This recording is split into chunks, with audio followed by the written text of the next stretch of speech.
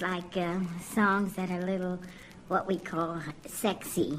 You can see from the title, it's more of a love album.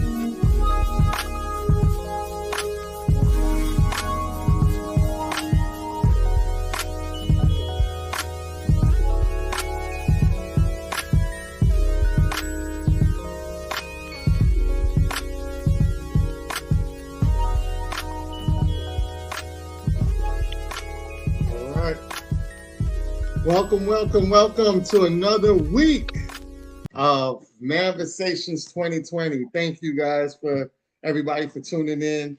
Like I said, every week we always like to thank you guys for the love and support that you guys have shown us for it's been about 7 months now.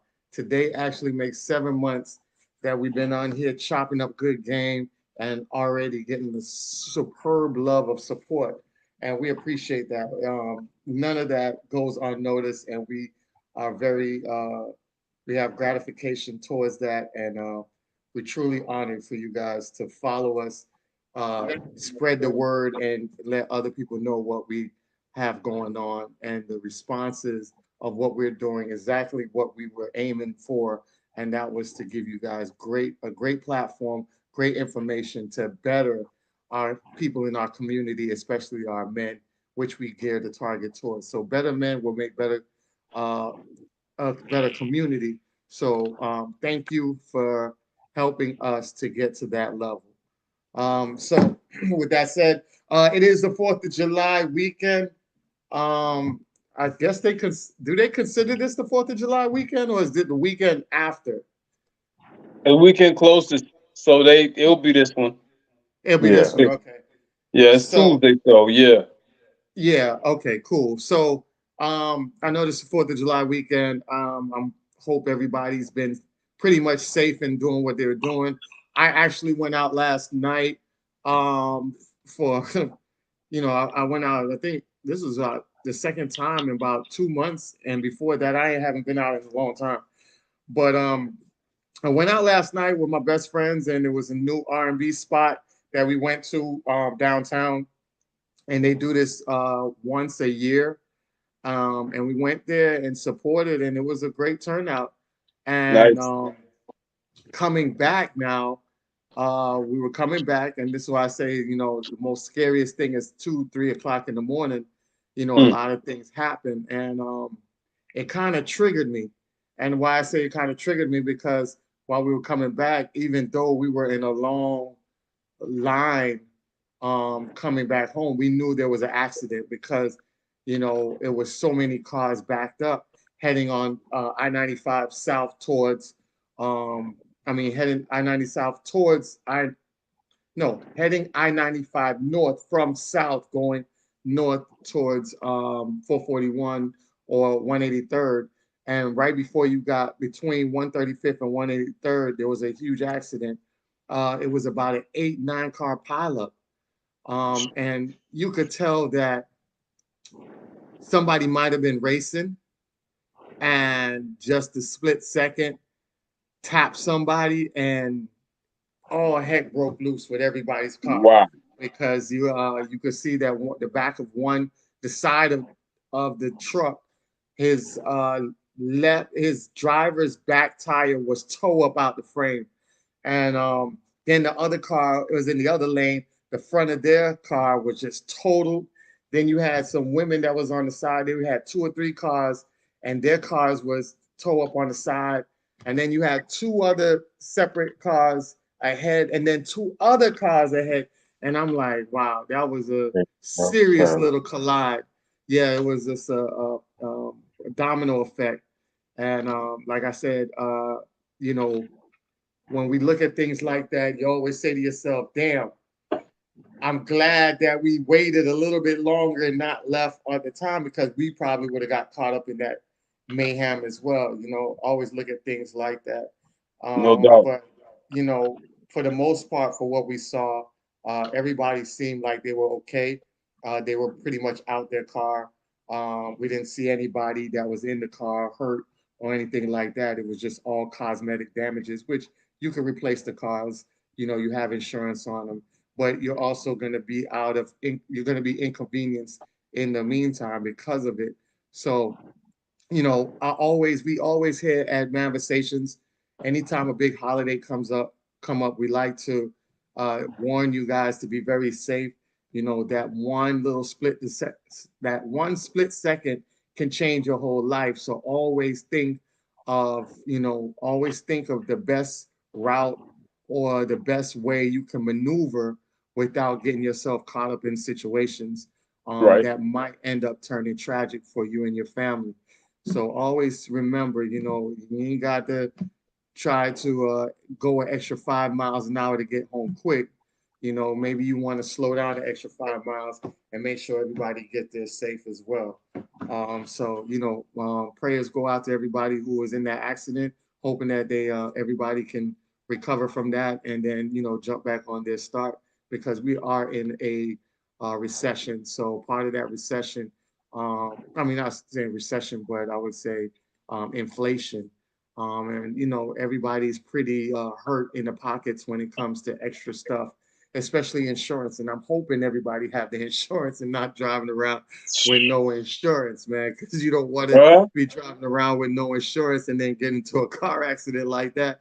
Because Crazy. boy, man, oh man, But like I said, everybody just hoping that everybody keeps safe, and then going into the 4th of July, come as we know, it doesn't matter that the 4th of July is during the week.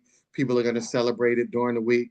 So when it comes, if you're going to church, if you're outside at a certain time, just be very careful, because we do have knuckleheads that do shoot off in the air, and what goes up will come down. So just try to maneuver Oh, yourself around the ignorance. Be in a house or be in a structure at a certain time, and make sure that you are able to see the next day, because that's all it's about. We want to celebrate, but we also want to be alive as well. So right. just keep that in mind, and also, tell your children the significance and importance about being safe and maneuvering safe in this world as well. And remember, July 1st, they just passed the law for everybody to carry guns without a concealed weapons license. So now you have people out here that's going to have more guns on them, especially on 4th of July. So just be very careful. Avoid any arguments, any beefs, and avoid anybody that's out here doing road rage. Let them go. Don't even address it. Just let them go, because the minute you argue with these people that now have guns on them, might be your last argument, might be the last thing you say. And I think that valuable lifespan that you have is would be better off saying something to your children and to your family, opposed to saying it to a stranger and then never having anything to say to your family afterwards. So just be very mindful and very cautious. So I just wanted to put that out there, get that out the way, because this is one of the biggest holidays of the year. So just be safe. And that's what from us, Manversations, here to you and your family. All right. With that being said, tonight broadcast is forgiveness. This is a topic that Bobby Drake wanted to talk about, and I think is a very important topic to talk about. So while we get into that, we definitely want to get into the definition of forgiveness. So forgiveness, the action or process of forgiving or being forgiven. Um, she is so quick to ask forgiveness when she has overstepped the line. So that is one of the definitions of it. What are the 4 R's of forgiveness? The responsibility of forgiveness. Accept what has happened and show yourself compassion. Second part is remorse. Remorse. Use guilt or remorse as a gateway to positive behavior change. Restoration. Make amends with whomever you're forgiven, even if it's yourself. Very important. And the last is renewal. Learn from the experience and grow as a person. All right. Also, want to get into what is the true meaning of forgiveness.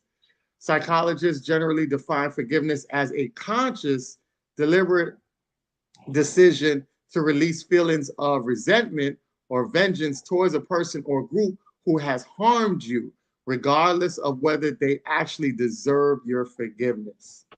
All right. And the last we have here is, what does the Bible say about forgiveness? Because we always talk about in the biblical context. Well, we want to give you guys a biblical context. So be kind and compassionate to one another, forgiving each other just as in Christ God forgave you. For if you forgive other people when they sin against you, your heavenly Father will also forgive you. Bear with each other and forgive one another if any of you have a grievance against someone. All right, so we just gave you a little synopsis about forgiveness, and definitely going to pass it over to the eloquent Bobby Drake, and let him go ahead and basically break down the forgiveness so we can understand it a little bit better. Absolutely. So forgiveness is a topic that can be a very sensitive subject for a lot of people. Pound peace to you as well, Miller. Forgiveness is a topic that often gets mentioned, but when it comes to actually making use of it or implementing it, that can be a very sensitive and touchy subject for a lot of people. Because we know that forgiveness basically deals with your response to offenses and trespasses against you. And that can obviously range quite widely. That could be from something as simple as, someone misses and takes one of your French fries and eats it in front of your face, and you're really hungry about, and you're serious about finishing all those fries. It's something as serious as somebody harmed one of your loved ones, and now you're out here and you feel some type of way about it. So it can really go the whole span. But a lot of people tend to have be on one extreme or the other, from what I've seen in my experience. You usually have people who are very quick, easy to forgive. As soon as something happens, they're just over it right away. They just forgive and let it go. You have some people that they'll just hold on to it like a dog with a bone, and they ain't letting go of that thing for nothing. There's no bargain with them, no negotiation, no nothing. That's where they at. That's where they're gonna be at. Um, but the reality is that forgiveness is one of those subjects that actually has a lot of crossover. So typically, when we talk about forgiveness, usually it's brought up in a religious or spiritual sense. You'll definitely hear it mentioned a lot in Judeo-Christian religions, Christianity, Islam, and others as well. But there's also other religions as well that cover it. Forgiveness is, I wouldn't say a universal principle, but it's one of those concepts that seems to have a footprint in just about every single belief system, every single philosophy, both the spiritual, religious, and the secular as well too. So typically, when forgiveness is brought up, there are those who mean it in a well-meaning sense. They want you to forgive, or they're going to press you to forgive others because they're going to say you should do it, you need to do it. Either it's because they want you to live up to a specific religious creed or something else. Some want you to do it for your own personal benefit, regardless of your belief system. You have some people that want you to do it just for the sake of the other person. So maybe they have it's a mixed multitude. They have allegiances to both individuals or parties who are involved in this incident where forgiveness is necessary, or maybe they just have allegiance to the other side only, and they want you to forgive that other person as a means of letting them off the hook or cutting them some slack. So forgiveness is a lot of mud in the water. But the first thing I want to go to is I know there's a lot of myths about how forgiveness is something that's imprinted upon us from Christianity, especially when we're talking about black people, and the conversation goes to issues of slavery and white supremacy. You have many people, non-blacks and some black people as well, that say that we should just forgive and let it go and get over it, what have you. Um, I think first off, it is mindful to understand before we say anything else about it. Forgiveness does not mean that you are necessarily letting somebody off the hook for something. Forgiveness is not a get out of jail free card. You can forgive somebody and still hold them accountable. So, perfect example is with our own children. So, right now, if you have a small child, and let's say you told your child, okay, you know what? I'm going to be gone for about 15 minutes. I have to run to the store real quickly. You have some chores to do. I want you to clean your room up. I don't want you playing in the kitchen. I don't want you playing in the living room. I have some delicate things there. Go ahead and clean up your room, do your chores. Parent comes back, see the child hiding, or the child is real quiet or acting real awkward, real shifty. You can tell something's wrong. They're wearing on their face. And you go in the kitchen and you find maybe it's a plate or a glass, something broken on the floor. Now, clearly, your child had no business being there. You told your child where they should be, what they should be doing. And sure enough, you go where they haven't even done that either. You're more than likely going to be upset with your child. You're going to be angry with your child, probably in some cases. And the child, of course, will say, Mom, Dad, I'm sorry, I didn't mean to. It was an accident. I'll never do it again. The whole cop and please and everything else. Whether it's in that moment or later on, you're going to forgive your child. More than likely, you're going to forgive your child. However, Just because you forgave your child, it doesn't mean that they're off the hook. You might forgive the child, and we're past this, but there's still a consequence for the action. So maybe they're grounded, maybe they're punished, they got allowance or something, that's gone, they're gonna have to pay for it. Maybe they need to do some extra work around the house they normally wouldn't have to do. Maybe it's some big outing or something that they had planned or a field trip or something and they can't go anymore. Whatever it is, there's gonna be some consequences gonna result. Same rules apply. Because you forgive somebody of something, it doesn't mean that you're necessarily letting them off the hook. And in fact, I would argue that in some cases, you should be very limited in how you go about that. There might be some things where you can forgive somebody and say, you know what, you get a pass on this, go ahead and ride out. Some people, you might forgive them, but they still have to eat the consequences that they have earned. And it's both your benefit and for theirs as well. Because unfortunately, for a lot of people, without consequences, there's not much of an incentive to do the right thing. So we have laws, we have rules and things that exist because if we didn't have these in place, negative things would happen. But even with that understanding in place, we just talked about speeding and stuff on the roads. We put speed limits because we understand if you're going at a certain speed, it's going to be too hard to stop in some cases. You're not going to have enough time to make a sound reaction or adjustment. People's lives can be killed. Depending on how fast you go, that might determine whether or not you're even able to survive an accident that you get into as well too. Unfortunately, that's not enough for many people to go ahead and just do the right thing. So what do we have to do? We have to input consequences. If you speed, you get pulled over, have to pay a ticket, have to pay a fine. Depending on how much fast you speed, the penalty is gonna be worse. Some cases you might even get arrested flat out. Forget the ticket. You go to jail. And these are things to incentivize people to do the right thing when plain old common sense or your moral code doesn't fill in the blanks. Mm. So really quickly, and this is kind of a tie into what we talked about last week a little bit because, as I said, forgiveness is one of these principles that has a lot of overlap. There's actually a lot of secular justification for forgiveness as well.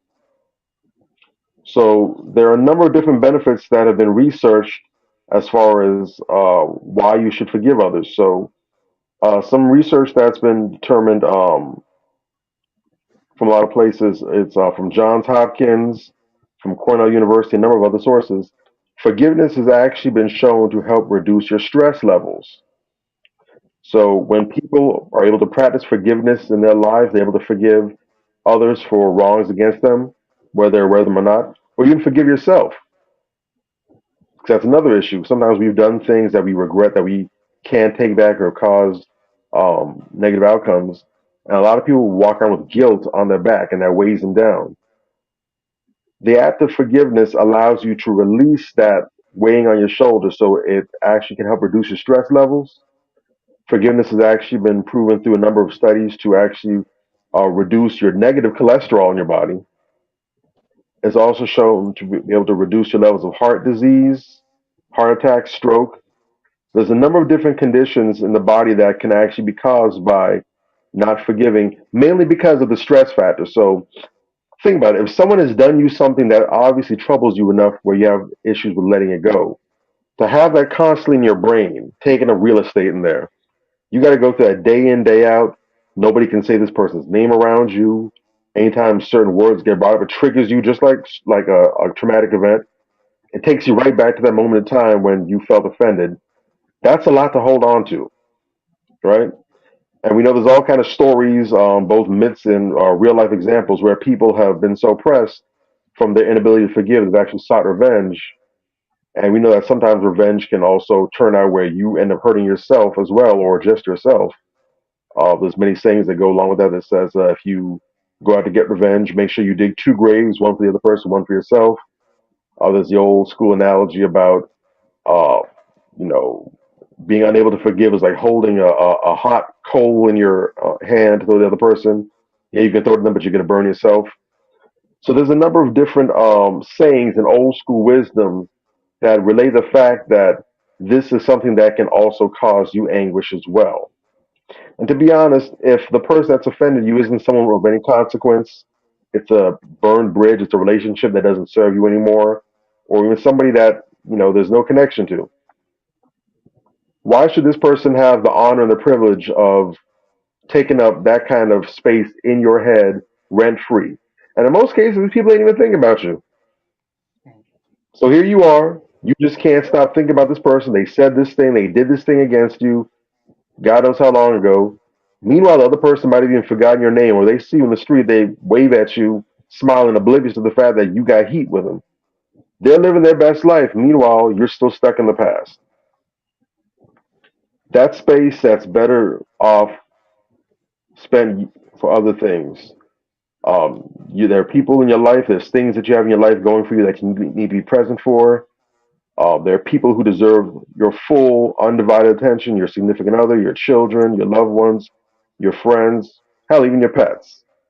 If you're a person that has things in life that are worth living for, not being able to forgive is going to take up space and your ability to do those things.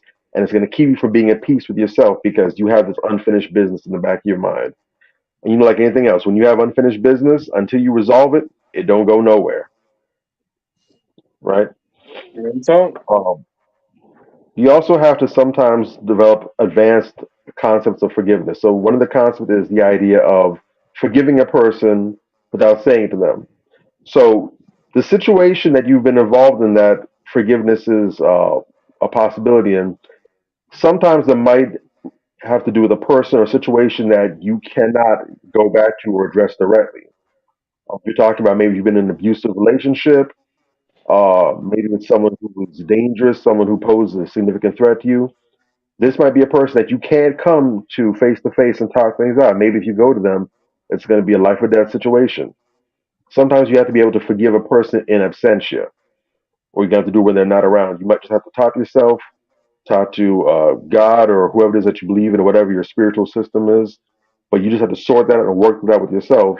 And in some cases, you're going to have to just go ahead and release that. Another technique that you can make use of, and this has also been proven to be effective when it comes to venting, releasing anger and frustration, is sometimes the best thing you can do is write in a letter or type an email detailing all your thoughts on the situation. Just get it out of your head, everything that you're feeling. Take all that, channel it, put it in a physical form, whether it's on a computer screen or a phone screen, or even just writing by hand. I know a lot of therapists will recommend you do by hand because there's an extra level of connection when we write things with our hand. The idea of transferring something that's inside of our heads and actually making physical, we can hold it, touch it, and feel it. It can make a big difference. It's powerful.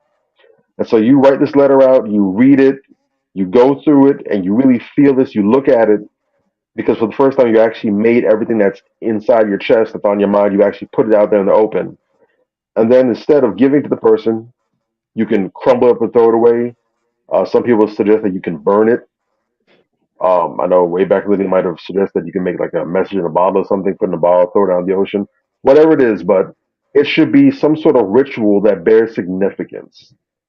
And the act of doing that, releasing it, getting out of your system, it can't come back inside you. It's changed form. So it went from a physical form to vanishing in that regard. It can be very powerful. And if that's what you need to do to be able to go ahead and move on and let it go, it's worth doing. There's also a number of scriptural backgrounds in different faiths that also lend strength to the idea of forgiveness as well.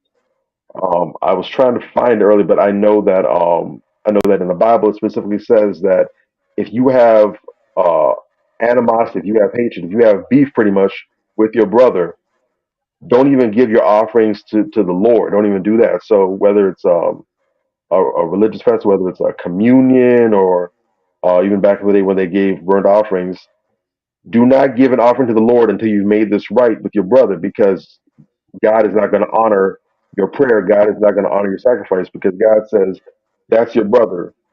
And as it says in scripture, if you can't love your brother who you've seen, then know you can love me who you have not seen.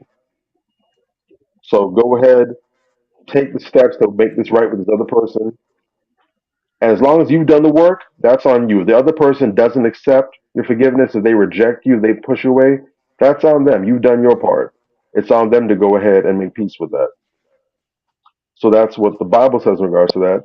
But there's also verses in the Quran as well, in Islam, that speak to forgiveness. One of them says, "So excuse them and plead for forgiveness for them, and consult them in their affairs. And once you resolve, put your trust in Allah. Indeed, Allah loves those who trust in Him."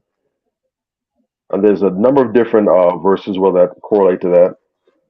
So you have science, you have mental in the mental health field, you have science, you have the spiritual realm, you have religions such as Islam, Christianity, Buddhism, and Shinto, where forgiveness is expressed. And as much as it's a release for the other person, it's mainly a release for yourself. It's taking shackles off your feet. It's taking off these weights that are keeping you stuck in this moment that you can't get past.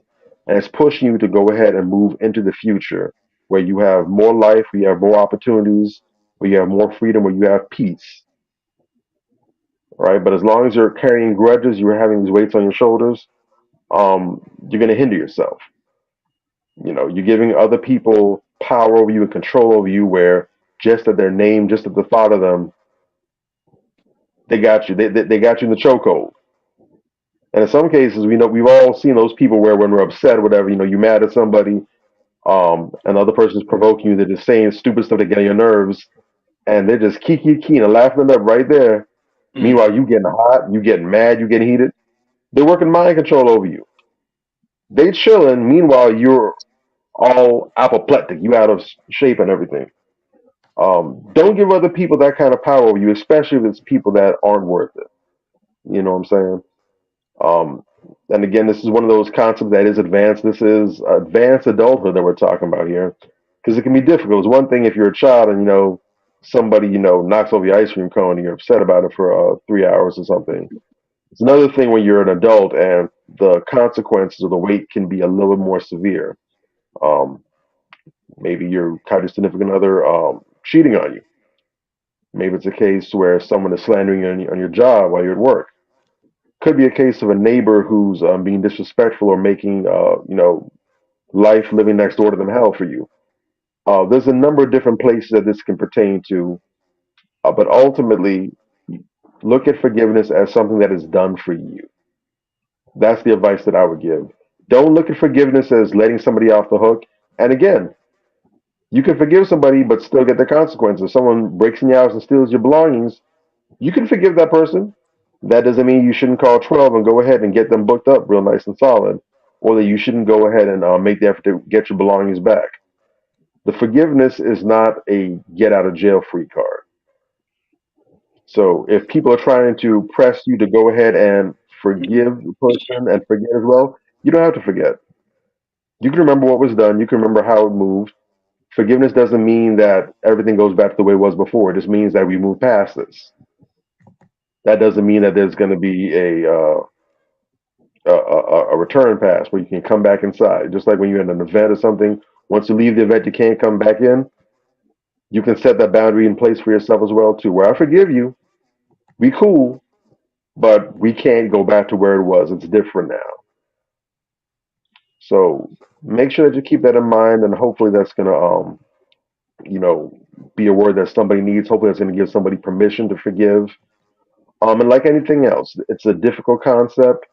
Um, you're not gonna get it overnight. You might have some issues right now with some people that you're having trouble wrestling with. Don't think that you're going to get past it in a week, a year. Sometimes it might be years in the making, especially if the offense is really heavy. Sometimes you may have been a victim of somebody since childhood. Maybe it was a parent or a sibling. So it's going to take a lot of work to get over that. And if it's something that you're really having trouble digesting, you really can't move past, it's really affecting you in the present, um, seek a therapist. We had the brother Matt Genius. Shout out to Matt. Um, Go ahead, look him up. Look up somebody else around you. Get a qualified therapist. Talk to them. Put this before them so they can give you more tools and customize a care plan for you that's going to help you get to where you need to be and put this behind you. Because again, the future is beautiful, but if you can't clear up the fog that's in the present, you're never going to be able to get to that point to see that because every day is going to look like yesterday. That's my 15 cents on that. Definitely, man. It was definitely a word, man. People are feeling it. I'm getting text messages on some real stuff. That's real what you just spoke about. And we have to understand the values and the seriousness of behind the forgiveness. Um, and forgiveness is for yourself. You can also forgive others as well. And the significance of it is for the greater being of releasing any burden or pressure that has been built on you because of what was basically targeted towards you or basically put on you. So um, when you look at the depths of what you're talking, like when you look at the depths of the reality of what's going on, um, forgiveness plays a good part in your consciousness, because once your consciousness is free, it allows you to absorb and have space for everything else that is truly more important to you. And I think we have to look at the different variations of forgiveness, right? Um, and when do we forgive when it comes to something that is serious, not only to ourselves, but also to our community? And I want to show you guys this video um, because I think a lot of times we have people that look like us that get in these scenarios and want to forgive the people that's terrorizing them, and that form of forgiveness that you're giving them sends a bad message, not only to yourself and your self dignity, but also a bad message to the community that you're in. So definitely will show this video and then I can elaborate more on that. That's what Rasmus doing.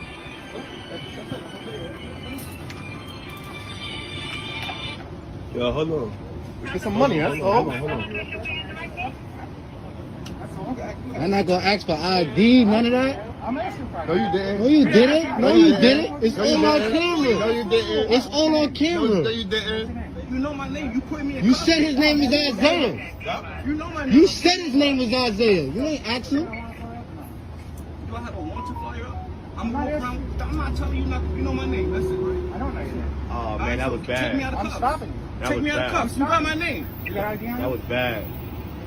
You got my name. That was bad. Yo, Fucked here, up. could you take my phone and keep on calling my lawyer? Keep on calling. What's your name? What's your name? Keep on calling my lawyer. What's your name? Not Isaiah. Alright. Nah, it's not a stop. You're not asking me nothing. I didn't do nothing. You ain't asked talking nothing. You about? ain't asked nothing. Now you I done. nothing, bro. You locked me up at night. You done. Are you He lying? Fucked up. He done. You in Yo, a he bad done. fucking place. Oh, he is. I thought you know Yo, you got his name? What's your name? What's your badge number? Yo, bro. Alright, I'm gonna take these handcuffs off you, alright? You talk to my lawyer like this? You talk to my lawyer like this? Or you talk to my lawyer? Man, know you had a lawyer. I'm taking right now. Oh, Man, he's know you so had a done. lawyer. Oh, he's so Talk to my done. lawyer right now, bro. Yo, what do I need from him? What do I need from him? I need his name, badge number, Where's whatever. this nigga? Get this nigga out of here. That's it. Badge number. God, I got out of here, right? I appreciate your cooperation. I'm not cooperating. Write your name and your badge number. That's it. Write your name and your badge number. You too. Write your name and your badge number. All right. So the video was basically these young guys, in New York. It takes place in New York. And I told Black people about New York and California. New York and California is two of the most critical states for Black people to live in. And why I say that is because those two states are the prototype states. What do I mean by prototype states? Meaning that any bill that's ever been passed in America has to go through these two states, because these two states, they use it as a test zone. So when they bring up whatever law they want and they run it through these two states to test it to see if it's something that's going to be effective, once they implement it, then nationwide other states pick up on it, and then now you have a national law that's presumed through all the other states. New York specifically is a state that loves to run new laws and implement new stuff.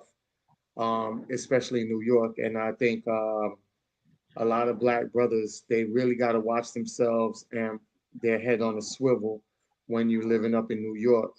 The harassment, the bullying from the police department is just way more than anybody can tolerate. And I think that educating and keeping communication with our brothers up there is very vital and important.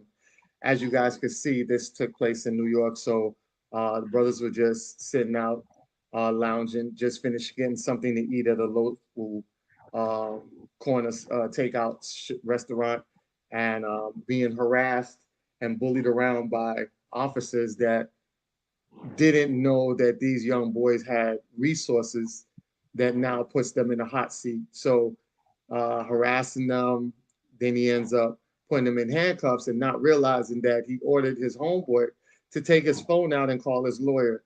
His lawyer is now on the phone telling him and instructing him what to do and what he needs to do to fight for these young men so that way they don't get bullied and harassed by these race soldiers, because it looks like this is their tactic for dealing with young brothers out there in New York. And kudos to that guy and the lawyer for being unapologetic enough to let him know in a cool manner what he need. I got you out of the handcuffs. Now let me do my job and put the litigation on these guys so that way you don't have to go through this or anybody else have to go through that period. And I think that in itself is definitely the right direction we need to go in. I wanted to show that video to show you guys that it's very important as young men out here to get yourself equipped with lawyers, different resources, politicians, whatever you need to put in your back pocket, so that way you have an incident like this, you're able to protect yourself and stop it from going all the way left. And that's what he did. He stopped it from going all the way left instead of going to jail. Now he has the upper hand where he can put a litigation, maybe a lawsuit on the department for harassment. And I really hope that it goes great. I'll definitely keep and see if I can get an update later. But when we look at the Benjamin Crumps and lawyers like that who basically get with the family and tell them to publicly forgive their oppressors or people that subjugate them in order to get the bag. We'll give you the money, but go out here and apologize, or go out here and tell the masses that, you know, they don't need to stand behind you because everything is good. Let's just keep it peaceful and get this check and then go about your business. But you have a lawyer that, you know, is standing up and saying, no, we're not going to take that. And we're going to fight that. And just give me what I need and I got the rest.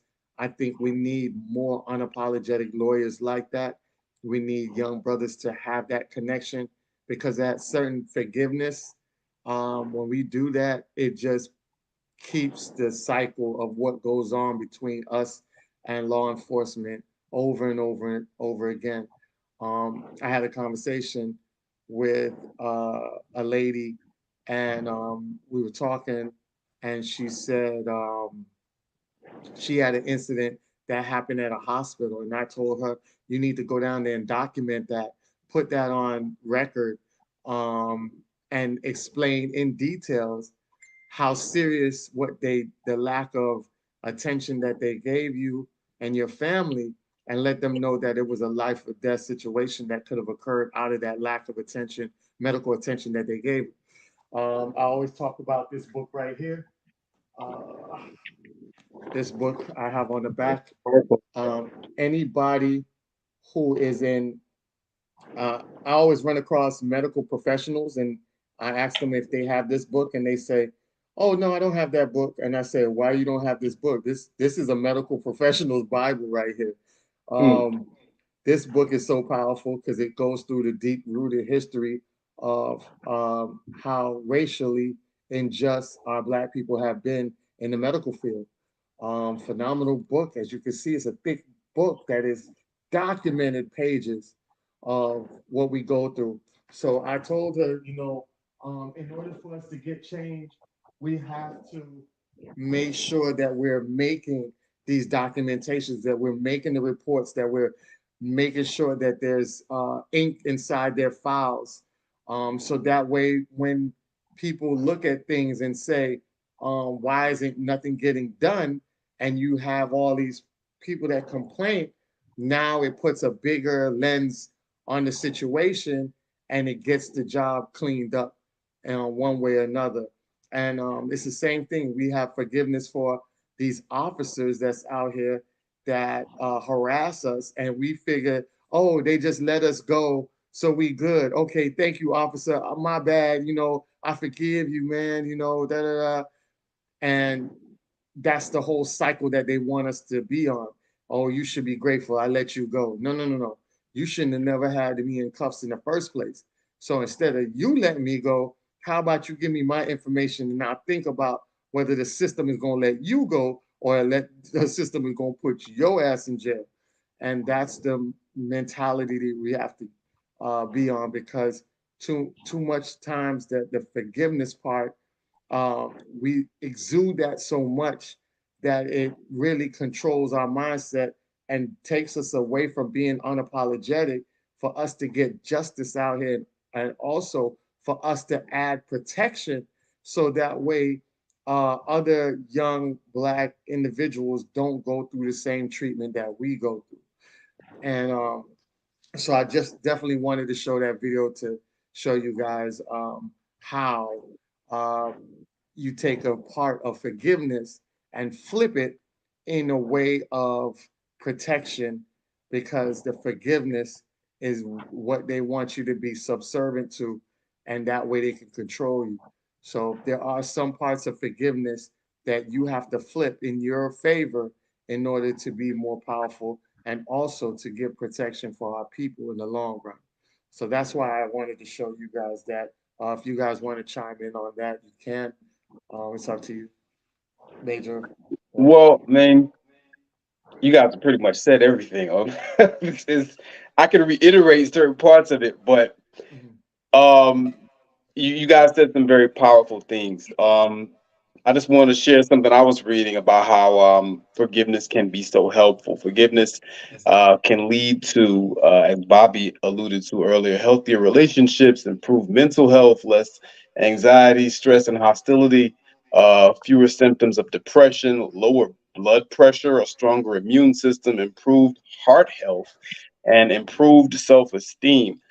That's something pretty serious, y'all. I mean, that's pretty heavy stuff, mentally, spiritually, and in terms of your actual physical health and well-being, the way that your body responds, to life, can actually be in a much higher and superior state simply by you just practicing forgiveness. Now, as Anthony just spoke, um, you have to be very careful with forgiveness, right? Because you have to understand how the other side will take forgiveness, and people with dark intentions will take forgiveness and they'll use it against you. You have to be very, very mindful of that. That's in a dating and relationship capacity. That's in a friendship capacity. That's in a dealing with other family members capacity as a race. And, most importantly, in a societal capacity and how we deal with racism, white supremacy. Man, they will go out of their way to find any Black person that has been aggrieved and shove a mic in their face. And the first thing they'll ask them is, well, do you forgive them? They don't do this to any other race of people. No, Especially right after this has happened, right after, the wound is still fresh. No healing has occurred. And the first thing they ask about is forgiveness. As the person who, is very careful with forgiveness, and doesn't forgive much. I'll be very honest. I don't forgive much. You know what I mean? But I feel personally that forgiveness is a good thing when accompanied by good faith and accountability. Because whereas, as a person, you may be forgiving, maybe you are forgiving people for yourself, but that is not the concept that most people have of it. You know what I mean? Most people's concept of forgiveness is, I'm forgiving this person. Yeah, the Bible says I'm doing it for myself or whatever the case may be, but I'm forgiving this person because of them, because this is somehow a benefit to them or whatever the case may be. And we have to be very careful about that because whereas Bobby is correct, it shouldn't mean letting other people off the hook. More often than not, it does lead to letting other people off the hook. And that's where we got to be careful. You got these people out here, they so quick to forgive. They forgive George Zimmerman. They forgive Pantaleo. They forgive. You don't want to get to the point where forgiveness makes you soft and stupid is really, what I want to say at the end of the day about forgiveness. It's good to forgive. But I would add the caveat that you need to make sure that you're doing all this forgiving and with people and in instances where it makes sense, especially if you're going to publicly say it. White people are allowed to forgive people and not have to come out and say it in the news media, right? Whether or not you forgive this person that aggrieved you and harmed you or your family member or whatever, that's really not anybody else's business. But they make sure to go out of their way to put it out there in the atmosphere that this black person, who had 3 of their family members killed by this racist white person, they forgive them. So the message becomes, well, it's really not that bad what they did because the family forgave them. And you also have to realize in cases, there are people, in the courtrooms that they've gotten lighter sentences. The jury actually came out and said that they gave this bitch Amber Geiger a lighter sentence because the family forgave her. They actually said that. So I would say, just don't let forgiveness make you a sucker at the end of the day. We do too much of that bullshit as a people. You understand what I'm saying? And we need to get off that because at the end of the day, it does make us soft. It does make us let our guard down. It does make us docile and controllable and non-threatening. And we need to be anything but if we're going to be black people in this world. You understand? So while I do agree with the general concept of forgiveness, we need to be very mindful about how we administer and freely give away, in many instances, our forgiveness. It betrays us at the highest levels. And, some people, the way in which they display forgiveness and the way in which they come across, it's treason.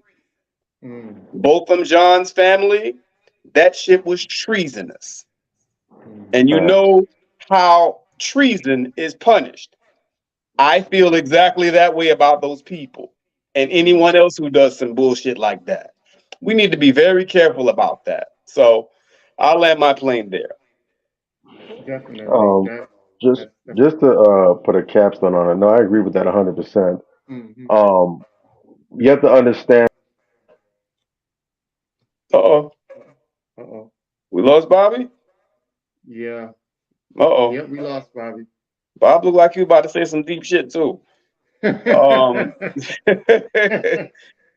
real talk, man. The man pulled him off, man. The man pulled him down. Hey, man. Put him down. We must be getting too hot in here, man. We must be getting too hot. They cut our stream. Goddamn. Man, Bobby. They send them people's got abducted for a second. My God. But yeah, to go ahead. we have to be mindful and understand that forgiveness, like a lot of other things, because it's not just limited to forgiveness, but like a lot of different concepts, forgiveness is one of those concepts that, as a whole, collectively, we tend to have a very elementary. Wouldn't even say elementary. We have a very kindergarten, preschool level of comprehension, Agreed. but a lot of depth that exists and a lot of nuance that exists with it. Mhm. And I would argue that the reason why so many people take issue with forgiveness on a number of different fronts is because they're only operating from a elementary or a preschool kindergarten level.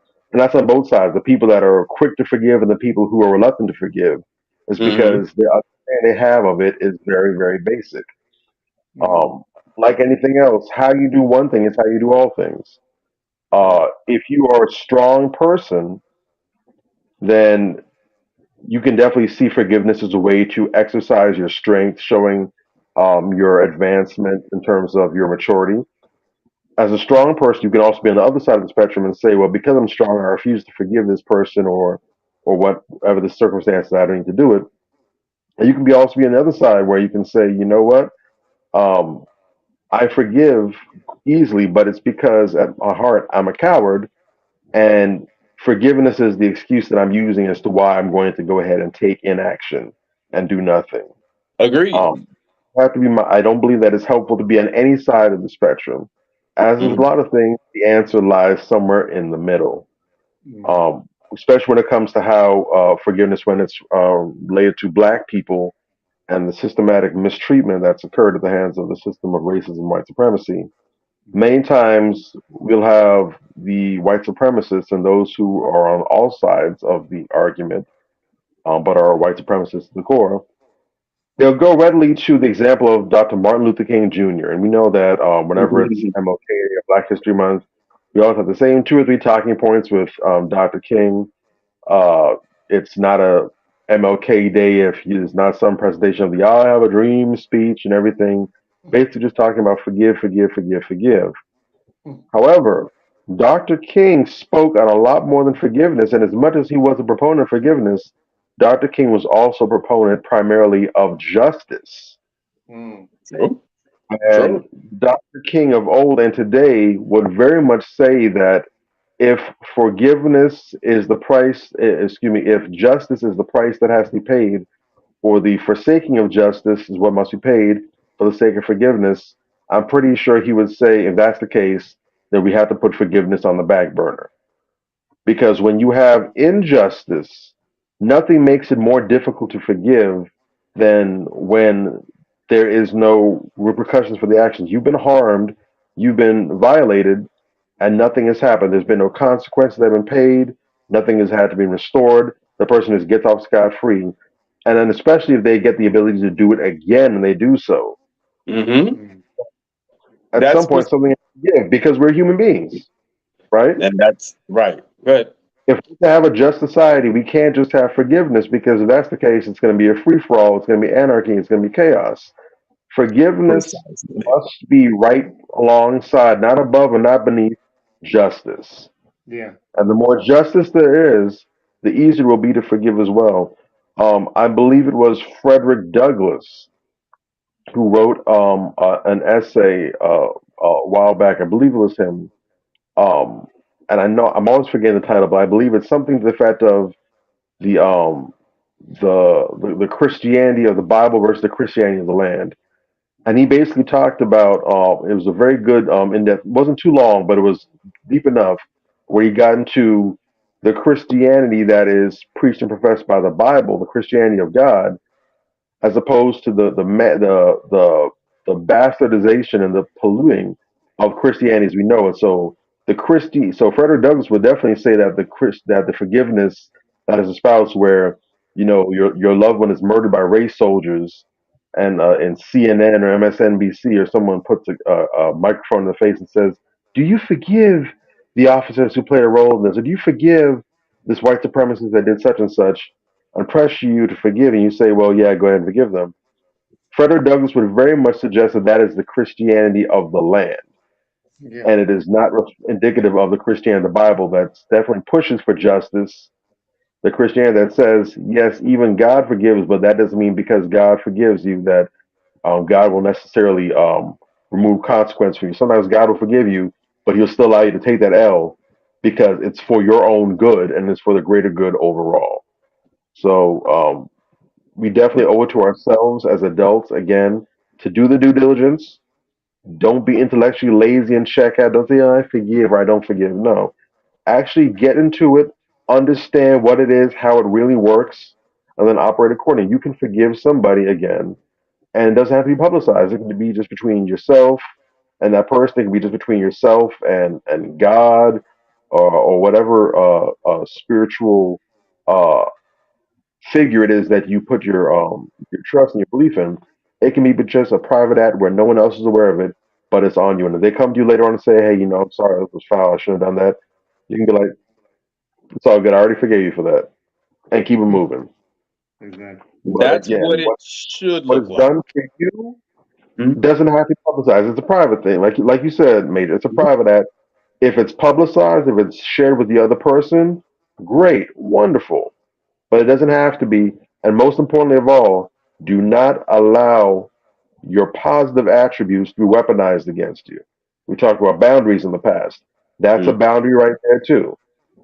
For Agreed. being pressure to forgive people at the expense of letting them off the hook or get away with ignorance, that is a boundary that you should rigidly enforce. I'm not going to let you bully me into this. You want to know the answer? Is Well, no, I don't forgive them. right. Or I have decided, or I have not forgiven them yet. You have the right to say that, and it should be respected. And if it's not, I got two words for you. Mm. Well, look, I mean, what you're saying ties exactly in with what I was saying. You know what I'm saying about how, forgiveness is great when it is accompanied with, you know what I'm saying? And you start talking about, okay, good faith and accountability. If it's not, accompanied, and you can add justice to that, okay, fine, good faith, accountability, and in a racism, white supremacy context, justice. But forgiveness by itself, you know what I'm saying? I don't know. And No. I got that wisdom from an elder, you know what I mean? And they pretty much reinforced the point that you just stated. And that's why I don't Hmm. forgive easily and I don't forgive much, because people have a very, like you said, a very basic understanding of forgiveness.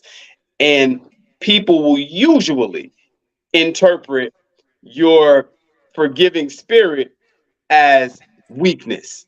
Look at how that damaged Barack Obama, and look at how Barack Obama damaged the black community. You understand what I'm saying? That type of, he was so conciliatory, he caved to everything. You understand what I'm saying? That type of shit can't be tolerated. Bottom At line, all. but everything that you're saying, the caveats make sense. You know what I mean? But in order for us to get to that point where we can start to be more forgiving as a people, which I do agree with, more of us need to become more enlightened. We are in a major need of a serious paradigm shift where, more of us start to communicate on a higher level as we're doing now. Because right now, I would argue the overwhelming majority of people have that mongrel mentality where, forgiveness is akin to weakness. You know what I'm saying? And they don't do the good faith things that will allow you to be able to forgive them, because you know that the error that they made was an error in good faith. You understand what I'm saying? Mhm. Correct. Too many of us, we're just not there yet. Go ahead, and you wanted to say something. I did want to say that forgiveness publicly, the one thing that I embrace forgiveness publicly for is when you are very disrespectful to somebody publicly, Hmm. your forgiveness needs to be just as loud publicly. So if I Great can point. disrespect you publicly, and I Hmm. was wrong for disrespecting you publicly, Right. my forgiveness needs to be amplified just as loud publicly to Great Your point. show. Let apology me should be jump in loud. with this. Let It me Yeah. should be jump in with loud. this real quick. Last week, we following the news stories, right? Mhm. We got something a little wrong. Yes. You dig? So the sister who was in the restaurant with the 14-year-old soldier Mhm. that stepped up and defended his mother. Mhm. We were real hard on that sister last week. You True. understand? We drug her a little bit, Mhm. but it wasn't because of any malice or ill intent from us. It was because Mhm. the news got the story wrong.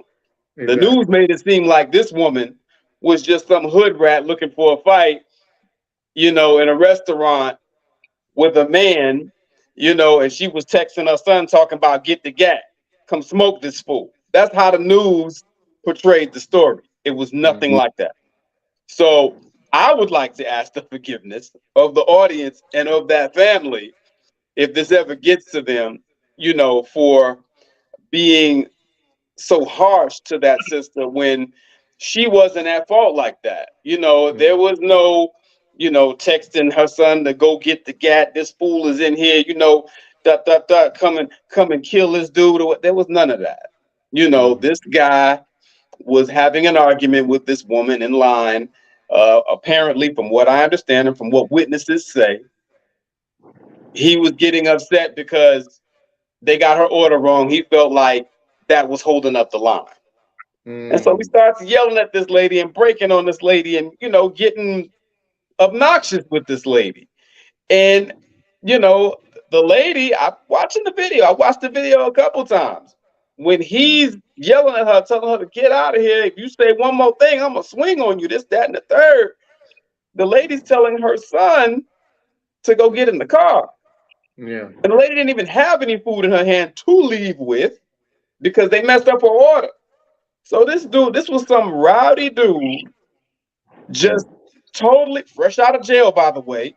Just got out of jail 3 weeks prior, right? Mhm. Some I rowdy heard it's dude violent too. got a whole bunch of got a domestic violence rap sheet this long. You understand what I'm saying? And he was just looking for somebody to start some shit with at the Yeah. end of the day. And his hood rat girlfriend was egging him on to hit this woman. Mm. Yeah. You understand what I'm saying? That's what happened. And yeah, And and he we swung definitely on her and started beating on her. And her son killed his ass, as he should. yeah. I'm glad All you right? brought that. You attack my mama, see what happened. You understand? Uh, So, but Glad you bruh, brought that point up. Yeah, go ahead. yeah, so we need to ask for forgiveness. That's Yeah. what actually why I suggested this show this week, because we got that very wrong because the media got it wrong. We always go Correct. with receipts. Credible media sources were reporting the story another way. But we Correct. got it. Now that we know that it's right, we had to come back and make the correction. By the way, somebody in this guy's family or his girlfriend got a shirt calling him the Knockout King on the shirt. It's just all type of disgusting hood rat shit going on over there. They're mocking the whole family away. this situation. You know what I'm Yeah. saying? Throw the whole talking about how we don't need your GoFundMe money. Fuck y'all, this, that, and I mean, just shitting on everybody that had something intelligent to say about the situation.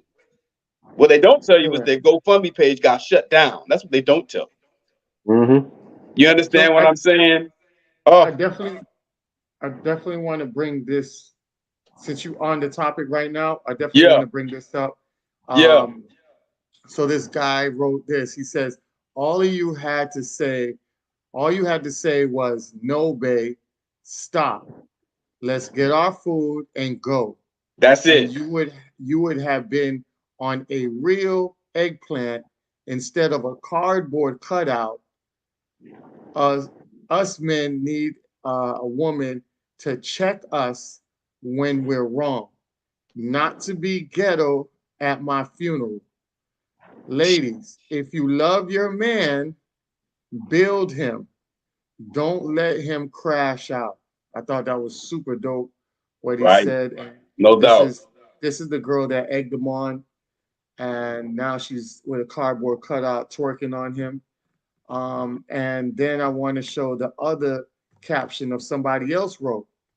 Somebody else wrote, I wasn't woman enough to grab you, by the hand and say, babe, no, but I'm woman enough to bend over and give your cardboard cutout a show. So Jesus. I Bars.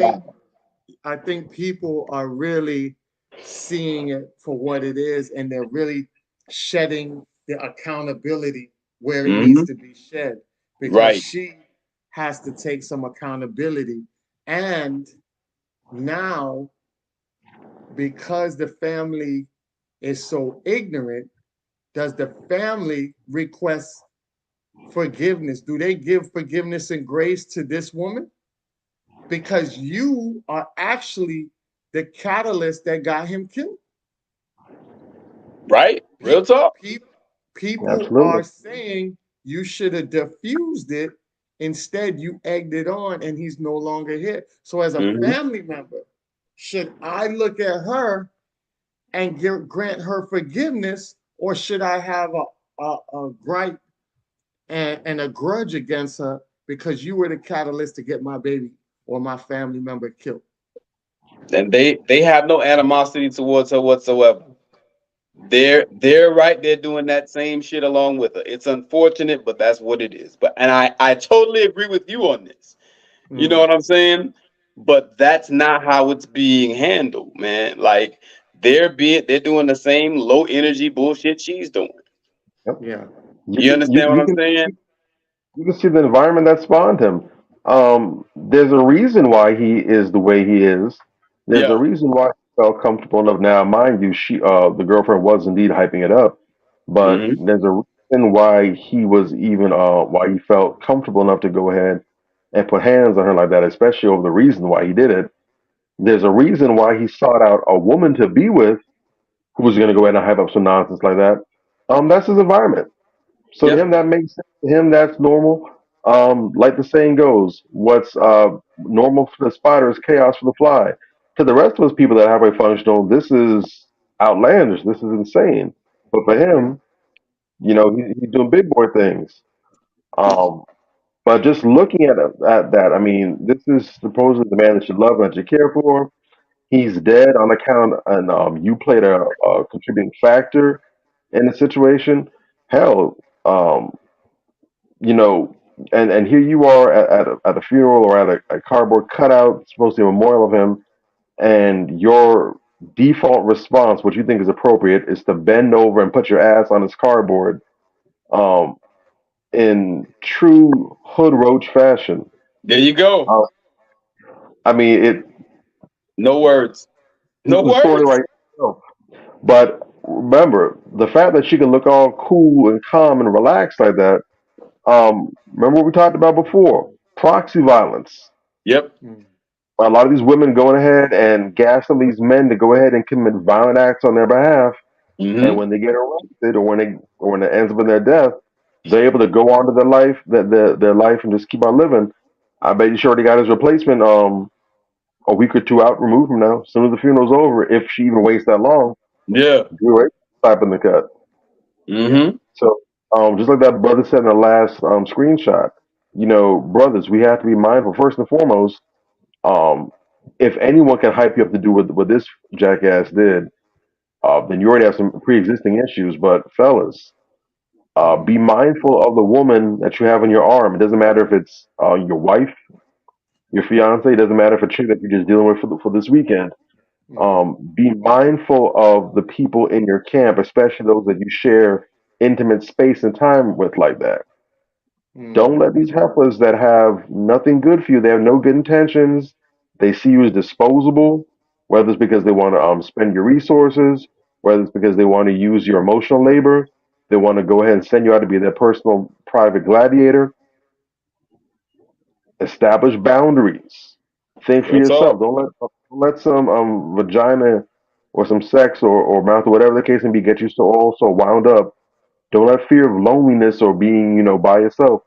Don't let that push you into going ahead and making proverbial deals with the devil and aligning yourself with people that have no business being in your camp, in your circle.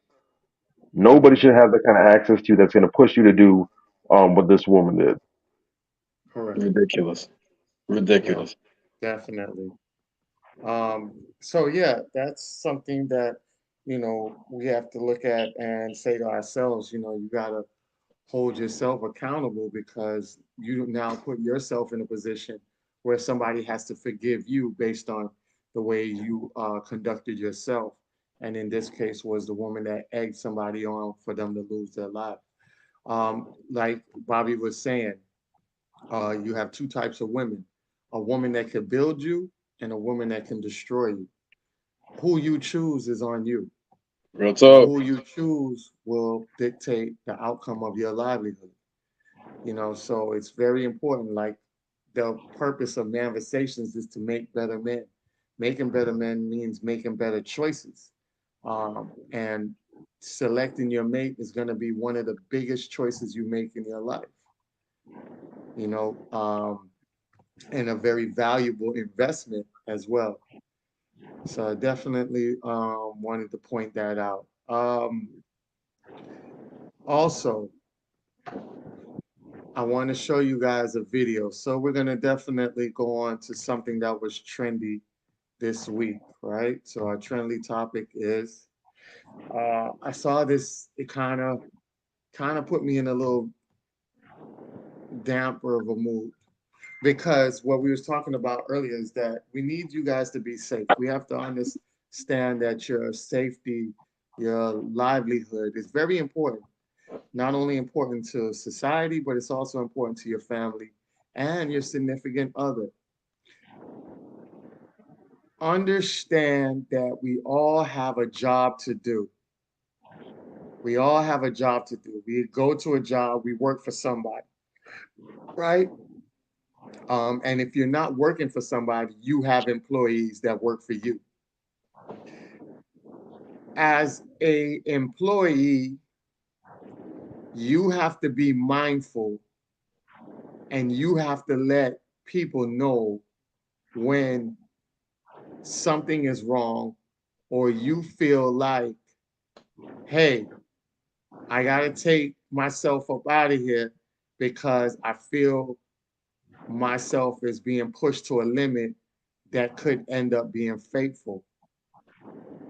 Uh, very not faithful, but very fatal Mhm. towards what um, towards my family and also towards this company. But I have to do it to protect myself and my family because the company will literally run you in the ground if you allow them to do that. And the minute that you pass away is the minute they have your replacement already on deck. Never go all the way out for a company because they will always have somebody else. Take that time out and say, hey, you know what? I'm not coming in today. Don't feel too good. I don't want to push it. Hey, I'll check you guys the next day. That's fine. You know your body. I don't care if it's your job. I don't care if you're talking to your doctor. I don't care what it is. Even your friends will try to get you to do some things that you might not be comfortable with. Be vocal. Be a person to stop that dead in the tracks. You know your body. All right. So with that being said, we live down here in Florida. All of us live here in Florida. Florida has some sweltering heat lately. I don't know if you guys felt the heat, but this heat is something serious and something different. This Ridiculous. heat, anytime I go drive the trucks, this is what the heat does to me. This You're is not how wrong. I You're feel not wrong. like this. Oh shit! I feel Hilarious. like this every time I walk outside the house with that type of heat.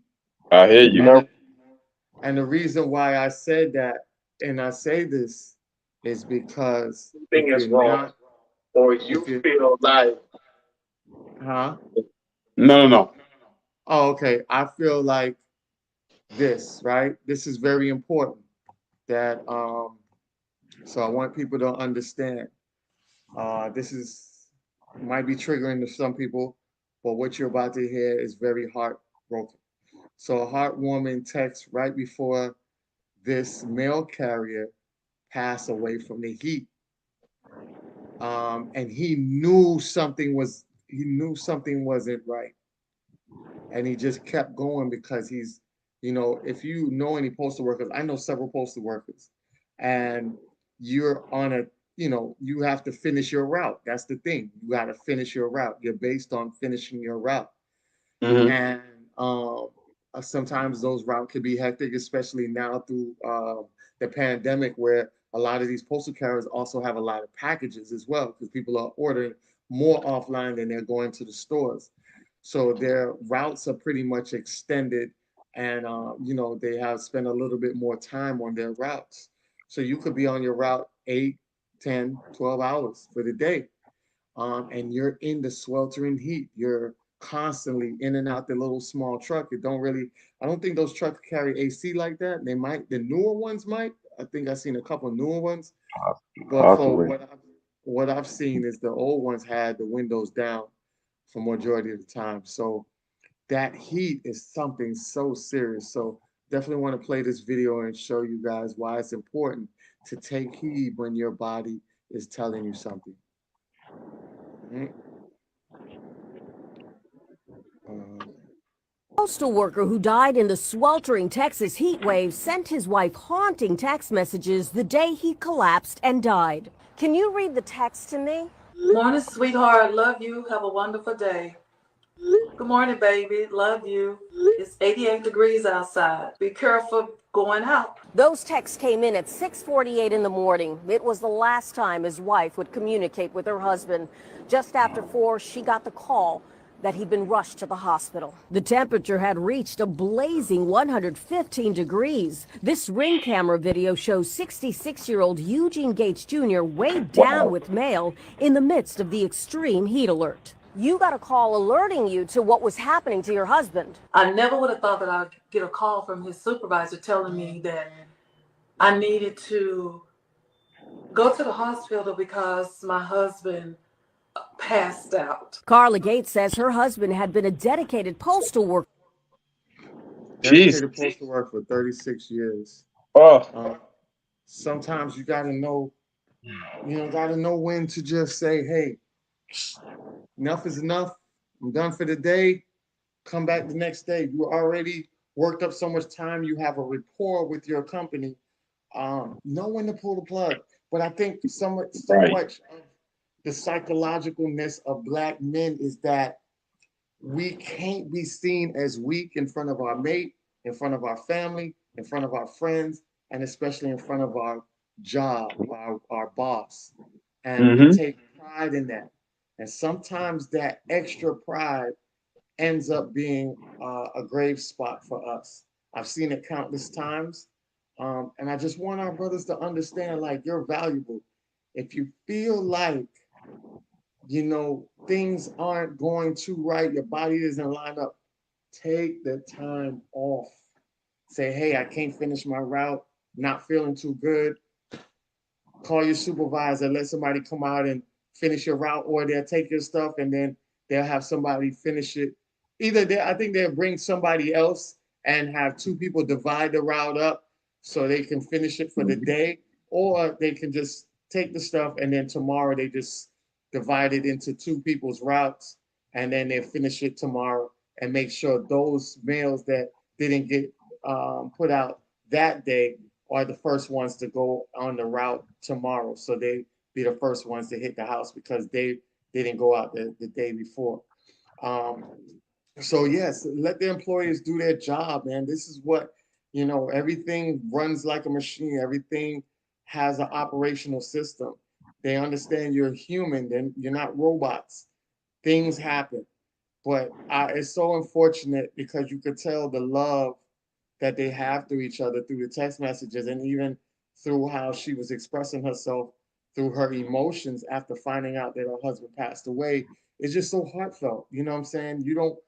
Sometimes you may find that one love in your lifetime. Some people go a whole lifetime and not find that.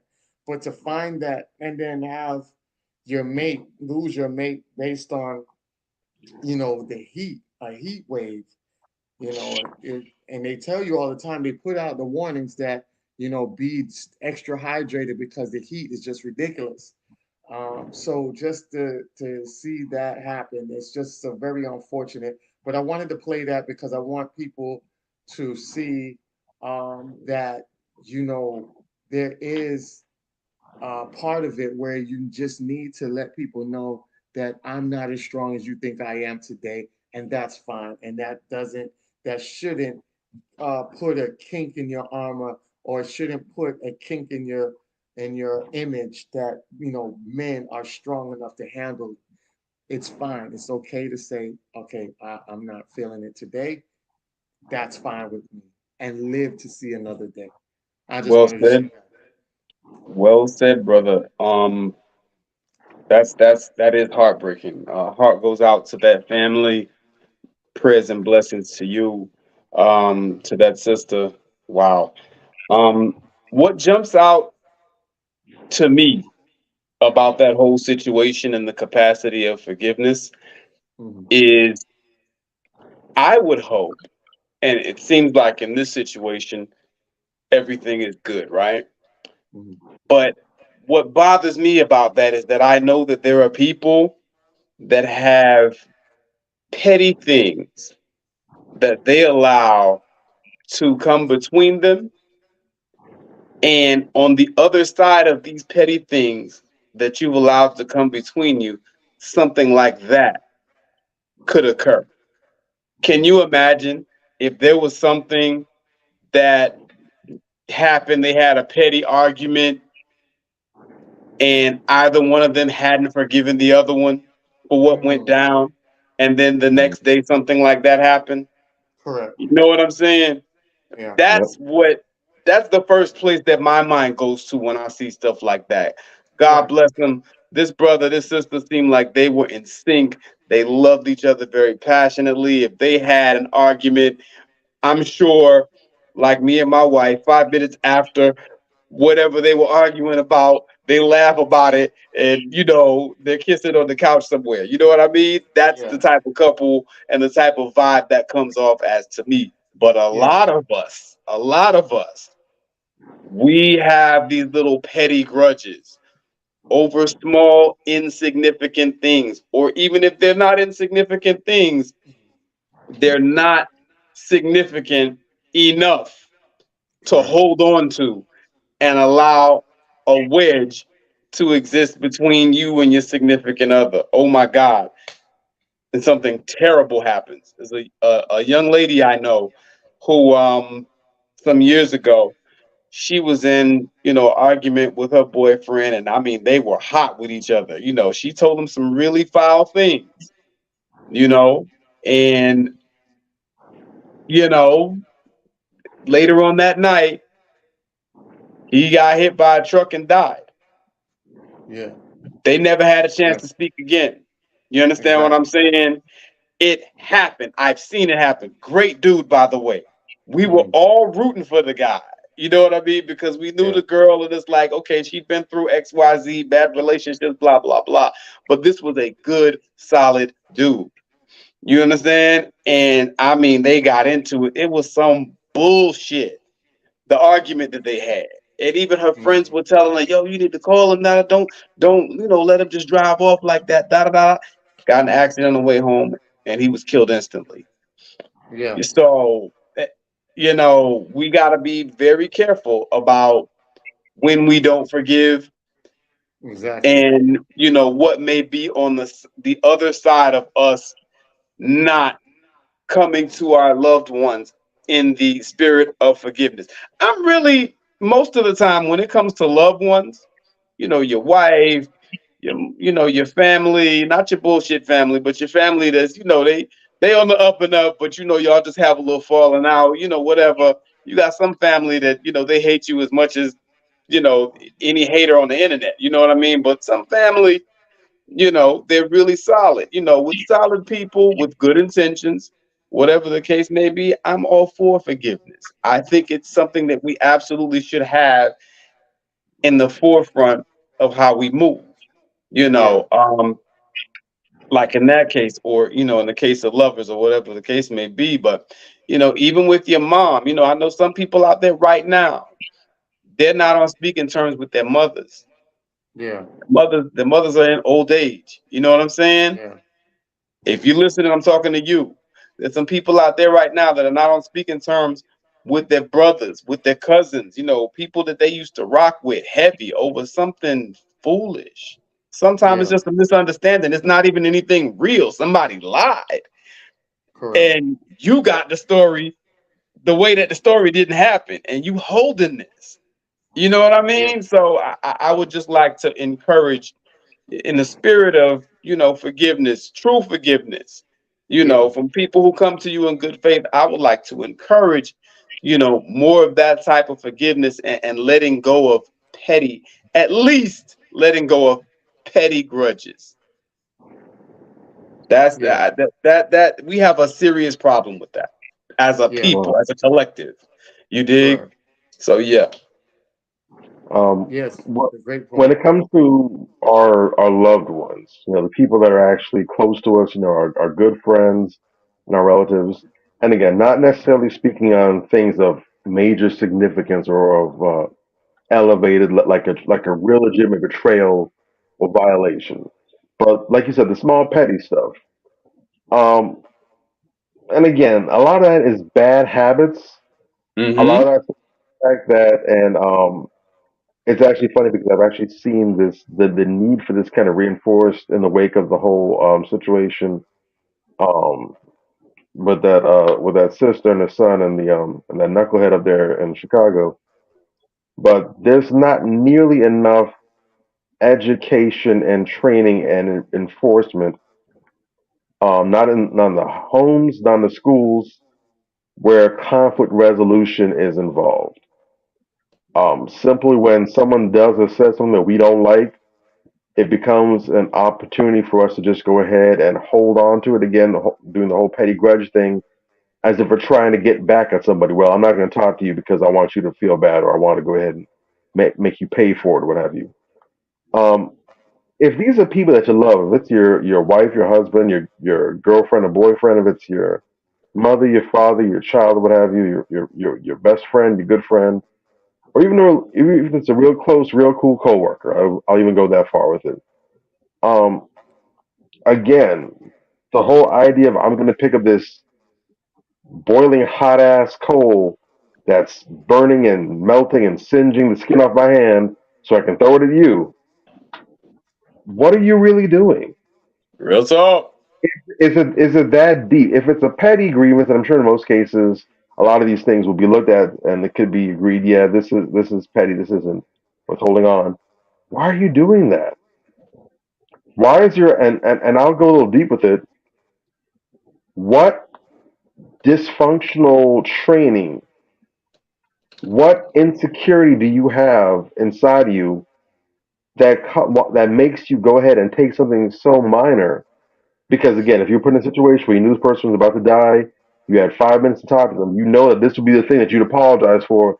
I'm sorry, it wasn't big. You know it's minor. What is it that's going on inside you that makes you feel like you need to do this so you can feel good? That, Exactly. that there's something underlying there. That's not minor.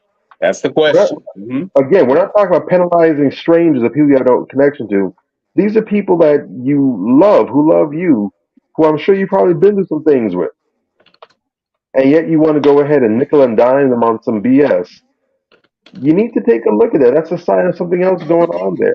I can guarantee you, if you can get someone that can peel back the layers, you're going to find some stuff that needs some sorting out. Um, but again, it's the act of taking for granted that there's always going to be time, or I can hold a grudge on this person and all the time to say I'm sorry if I remember what have you. But time isn't promised to anyone, man. Yeah. We Real can't talk. swear for a second what's going to happen. You have people that literally drop it down dead in their houses without warning. Yes, I you do. remember I heard several years ago. I can't remember who it was, but I was told about there was a brother who was 30, early 30s at the time. Literally, he went to bed one night and he did not wake up in his 30s. And there wasn't Wow. anything that was necessarily overly wrong with him or anything, nothing that you can really put a point a finger to. just went to bed and did not wake up. Yeah. All business that he had or pertained to him unfinished at this point. So really get to a point where you start making a habit of saying, you know what? I love you. I care about you. You're my whatever you are to me. You're important to me. I cherish you. You're valuable to me. This little BS that we're fighting over, it doesn't mean more than the relationship. I would say the only time you should hold on to those kind of grudges if you're going to do that is if this is the end of the line. You know, we have come as far as we can. We ended the year with each other. We're not going to exit the year with each other. If this is a case where the bridge is going to be burned, then go ahead and do it. But if you know this is a person who you still care for, you want them to be in your life and you in theirs, you know you're trying to go beyond tomorrow with each other, dead that shit, man. Real It talk. has to get to the point where it's not a you versus me thing. It's us versus life, us versus the world. Yeah. So go ahead and there's a lot of marriages that can't go the distance because it's nonsense. Because every time there's a disagreement or something, it becomes a well, I got to get a point on you. You got one on me last time. I got to make up. Nah, man, y'all ain't gonna work. You Gotta can't get work. their lick back. That's that lick back shit. I think we talked about that too before We briefly. did. Yes. So again, this is definitely a case where that spirit of forgiveness needs to come in. And like any other muscle, forgiveness is a muscle. The more you use it, the easier it gets, the stronger it becomes. But if you're not a forgiving person, then you can't expect to be able to readily turn it on, even for someone that means the world to you. Yeah. There's people who've lost good marriages, there's people who've alienated their relatives, or they've been Mhm. alienated simply because the other person did not know how to forgive. If they could have apologized, if they could take it back, they would, but they don't know how because they never had to do it. Well, they have so little experience. Mm-hmm. So be mindful, even if you're not going to be a person that goes around on a forgiveness world tour, you need to at least be good enough at it so that you can implement it and use it to maintain the relationship that you have. Because nobody's perfect. We all have and all are going to mess up and make mistakes. We're going to say the wrong thing. We're going to do the wrong thing. And others are going to do the same to us. Real So the talk. same way people to forgive us, to go ahead and be able to move past it, we've got to be willing to do the same thing. It can't be a one-way street. Agreed. Real talk. Yep. You ain't told no lie, brother. That's real. It's That's real. adulthood, man. We got to get with it. Mm-hmm. We got a ways to go too, man. We got Oh, a yeah. ways to go. And that's good. We got a Whether you ways to go. running, jogging, you briskly walking, or you crawling, as long as you making the effort, you putting in the work, that's okay. But again, stagnance is death. If you ain't growing, you're dying. You're You dying. got to Real keep talk. growing. Definitely. There's an eloquent Negro poet by the name of Bobby Drake that said that. You dig? So I just want to shout that brother out right quick. Oh, Bobby, that's you. Oh, what's up, bro? I ain't even see you there. What's happening? This My is God. Definitely a great segue into our next topic, which is hell no or hell yeah. Let's get it. Let's yeah. get it. All right. So Really? we didn't do it last week because it was a good list, and I didn't want to shortchange you last week. So we definitely got it this week for you. Let's get All it. right. Yay. Here we go. All right. First up, 50 Cent. Hell yeah. Hell yeah. 50 Cent. Yeah, I like 50 Hell Cent. yeah. Woo. Hell yeah. I've My really God. come the last year or so, I'd say, I've really come to an appreciation of 50 Cent. That really is a wise, Yeah. Wise brother. intelligent brother. I've been listening to some little clips from some interviews and stuff where people telling some stories or whatever. First off, I really believe that this brother needs to be a narrator. Yeah. We need to get a whole bunch of movies where dude is just narrating in the background. Yeah. Voice Yeah. to the way he expresses himself. I think we finally found the person that can take the torch for Morgan Freeman. We finally got him. I didn't know if I was gonna have a gap, but it looks like we can pass the torch in Morgan's life. I love that for him. But There that it is. brother's sound, he's got a very savvy street mind, a very savvy business mind. very good at reading people, very good at analysis. That's an intelligent brother, and all the pettiness aside, that's not your thing. But Yeah. if you listen to Curtis when he's just being straight up, just being frank. Yeah. You'll learn a lot listening to that brother. Man, Big hell yeah. And that's why I this say a lot of people don't understand. I don't look down on street dudes because a lot of street dudes that get the opportunity end up being successful because they take the street knowledge and apply it with the game that they get from people that's not on the street, and they mix and infuse the two together, and they become powerful. You got the 50 Cent, you got the Jada Kiss, you have Nas, and you have Jay-Z. These are street guys that end up converting over and end up being very successful. Nas and his investments, Jay-Z and his investments, no doubt. Jada Kiss and their investments, and 50 Cent and his investments. So, also Freeway Ricky Rose, he was a dope dude coming from off the streets and converting over to the other side. So yeah, you got to understand the intelligence behind these brothers, and just to see 50 Cent. So I definitely give much props to 50 Cent, and a lot of people don't understand 50 Cent's character, where he trolls people and do that, is just another strategic way for him to gain the attention. But behind the scenes, he's very intelligent and very compassionate. So don't get it fooled and twisted that he just sits here and rags on people and do things to people, when actually he helps a lot of people gain money behind the scenes. Oh So yeah, just wanted to point that out. that's another reason I like that brother. He's helped so many brothers get on. Yeah, It's ridiculous. definitely. All right, so next up is Summer Walker. No, Hell no. no. Hell no. Not at all. Hell no. No. Bobby, like he about to risk it all. You hell yeah? Hell no. Let me Just nothing about this woman I find appealing. Nothing. let me make sure this microphone's on. Testing 1, 2, 3. Testing. That is no. All right, next up is Thundercat. We didn't get yours, man. Oh, I said hell no. I was the first one to say hell no. Okay.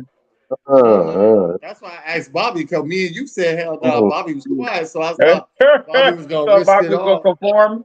Yeah, I think he was gonna go inbox Little Meat should be like, hey man, I'm gonna UFC fight you over this girl. Come on, let's get it. Fight. Oh, shit. Fight. All right, Thundercats. Hell yeah. Hell yeah. I fucks with Thundercats. Oh man, that was my shit. That was my shit. Yeah, I like I still watch Thundercats. Yeah, Panther is my dude. Absolutely. Lionel was my guy. In fact, I'm gonna get the replica of the sword. Watch. Okay. Okay. It's going down. Yeah, I like And biggest Panther. my man Mumra. Mumra is such a G. Only time he got busy with bro, y'all piss my man off, got him out of sleep. Man, gotta get up. Man, hold on. Let me Man, I like when he transformed the whole fucking son, when this dude transformed. More. We actually got it. Yeah, boy. We got an inside joke in the office right now when there's a certain person that we work with that's always screwing stuff up. Yeah. But he's in charge of something that we typically need him for. So anytime something goes wrong, we always go ancient spirits of this nigga over here. So good times. Thundercats, man. I can't wait till they bring the movie to the theater. I think they better not mess that movie up, bro. Yeah, I'm telling you. Making a Thundercats movie. I'll go spray the set. Boy, you better get that movie right. Hey, what? All right, next up is Karuchi. No. Hell no. Hell no. She still exists? Yeah, she's doing acting now. She's doing a little I'm dead serious. That's a name I haven't heard in forever. Woo! Yeah, she's doing. I had to dust off one of the lobes for a second to try and recall that. Man, Wow. She Okay. said some slick. Ever since she said some slick shit about Blue Ivy's hair, and Blue Ivy was like 3. Yeah. Sit your goofy ass down. Like, yo, I ain't got Okay. no Yeah. patience for her monkey ass. All right. Next up is Wale. Wale. Hell Yeah. yeah. I fucks with Hell Wale. yeah. Wale's a lyricist, bro. Yeah. I fucks with Hell Wale. yeah. And Ambition is one of my favorite tracks that I like to be motivated off of. I think it's one of the dopest tracks. Oh, yeah. Matrimony. Oh my God. Yeah. Both Matrimony Hold of up. is both of those albums, Ambition was fantastic. yeah. That whole little Seinfeld theme type album, very Yeah. dope. Probably one of the most unique concepts Yeah. that year. Very out there. Yeah. Definitely one of those things where someone were to proposition you with it, you'd be like, "Get this nonsense out of here." But Yeah. great execution. You know, Wale is very much an artist. I know that's become like a general catch-all phrase and stuff. You can be, literally mass produce like some Barbie and Ken stuff from a whole Yeah. bunch of whatever, and they call you an artist. But Wale, at his core and his being, he's always has been from day one an artist. He's never shied away from that. I've always Real loved and talk. respected him. He can hang with the street verses. He comes through with the conscious poetry, with the deep thoughts and everything. Very versatile, very underrated, very underrepresented. Big ups to He the brother. slept on. He Yeah. slept on. Definitely. Mm. All right. Next up is Damian Marley. Yeah, I fucks with Damian. Hell yeah. Oh, That's my favorite reggae artist. Yes. I fucks with definitely Damian. my That top. boy's a fool. I still love distant relatives, man. You still love what? Kings get Still love distant relatives. That was another really Oh man. smash over. Masterpiece. My head just exploded. You heard Distant Relatives, Ant? Yeah. That shit was When amazing. that dropped, it was the collaboration I didn't know I needed. Man. Stupid. Definitely. Next up is New England Patriots. No. Hell no. Nah. They I'm a cheating Dolphin fan. ass. I'm a No. Dolphin fan, man. Nope. Can't do that. That's a nope. That's a nope to Bill Devilchick. That's a nope to Tamara Brady. Real talk. Next one up is your favorite. I think this is one of you guys' family member, Clarence Thomas. Ah! Oh, we got jokes and we got Oh, slang. man. Swinging, boy. Okay. Say that. All right.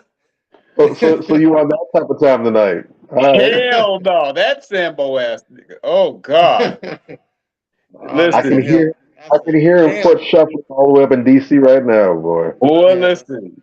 That's the biggest Sambo on earth. Yeah, that's a hell dog. My God. Hell no. Hell no. He is top 2, and he ain't the 2.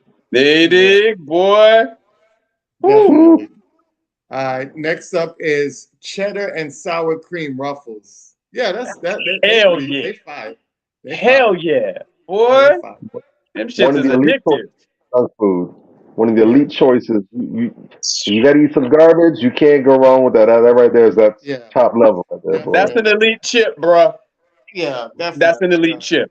It's definitely a fan favorite for sandwiches or hot dogs. That's the go-to package. Mm-hmm. You dig? Next up is Vans. Hell yeah. Fuck yeah. Hell no. You don't Hell fuck with no. Vans? Hell no. Never. Not a chance. Got my Vans on with the lit light sneakers. What? Nah. My Vans right here. Wearing Coke One. This guy's going to go get his Vans. I got my Vans right here. Nah, bro. Yeah, I love Vans, but I got like 2 or 3. Matter of fact, I need to get another pair right now. Got like 2 or 3. Yeah, man. Vans all day, baby. Vans. Can't do it. But all right. Yes. That's smoking. Smoking. All right. All right. Next up is false eyelashes. Hell no. Hell no. Dude, listen. Hell no. It's 2 things that I wish women would just stop altogether, bro. That shit right there, what you just said is top 2 and I ain't number 2. That's it right there. And the other one is the when they tattoo the eyebrows on. Oh Bruh, yeah. just stop. Just stop. I'm fortunate enough to not really. I haven't messed with women that wear that. Me I neither. don't know. I just Me Same. neither, but I see it they all over the place. gravitate to me. Yeah, they That's a straight gravitate up to me. I correlation. gravitate to them, but no, I don't have Mm-mm. that type of problem. Yeah, Nah, it's bad, I, bro. I wish I could go back in time right at the moment where those things being invented, so I could slap out the person's hand and just ruin the whole experiment. Uh-huh. Can never get that mojo back again. They just lost for all time. All right, Bruh. so we just talked about y'all cousin, one of y'all cousins, and now this is one of y'all aunties, Gabrielle Union. Oh, hell no. Oh, Hell, God. Oh Oh, man, you look up the did, word toxic in the dictionary. My God. did somebody take a Woo! nice long leak in your frosted flakes this morning, bro? You just stone bomb. yeah. We're friends. No. We're allies. What's Oh, going on? and it's Well, just like, yo, she don't have but no redeeming values. Like, she's average looking. She can't act. She toxic as hell. Like, bruh, just stop. too When she masculine, too Woo! fades to masculine. obscurity for good, that's gonna be a glorious day, man. It's gonna Oh be my wonderful. God. Yeah, that's too. She's just too masculine because any woman that would glorify paying half the bills with their man in public, and then going after the women for it because I felt like that's something you didn't need to say that. She But wasn't it just glorifying that. She was being slick. no, but Hmm. She was being slick. she was doing it in a way where she wanted to show that she holds her weight because most women that are very masculine want to act like a man. They in the relationship they dick challenge, right? Hmm. They swinging sticks. So Yeah. she wants to They show want a like, sword hey, fight. yeah, sword fight. So she Well, wants to show like, yo, I can hold my uh, weight. You know what I'm saying? It wasn't need. There was no need well, for her to say that. as I understood it, based on what she said, it was actually a response to Dwayne Wade. Now, bear in mind the dynamics of their relationship and Mm. he being the perpetual eunuch and dog. However, you know, it doesn't matter how much of a eunuch a man might be. At the end of the day, a man is still a man, and even when everything about him says otherwise and he operates otherwise, sometimes that sunken place you kicks out, and something comes out that is not part of your normal personality. According to her, one time they had a conversation. I'm guessing it was an argument based on the way she describes it and how she responds to it. But he basically said something when they first started, either when they were dating, when they're first married. But his response to something that was being said was, at the end of the day, this is my house, because the house that he owned. And Mhm. so she said that shocked her when she heard that, as if to say, well, this is my house. Oh, you don't have any presence here. So she said ever since then, she split the bills because she was never going to have a man tell her again that this belongs to him. And essentially, I don't have any rights there, or whatever the case may be. Mm. So again, Mm. her making the effort to try and show she's the dude that I got a dick too.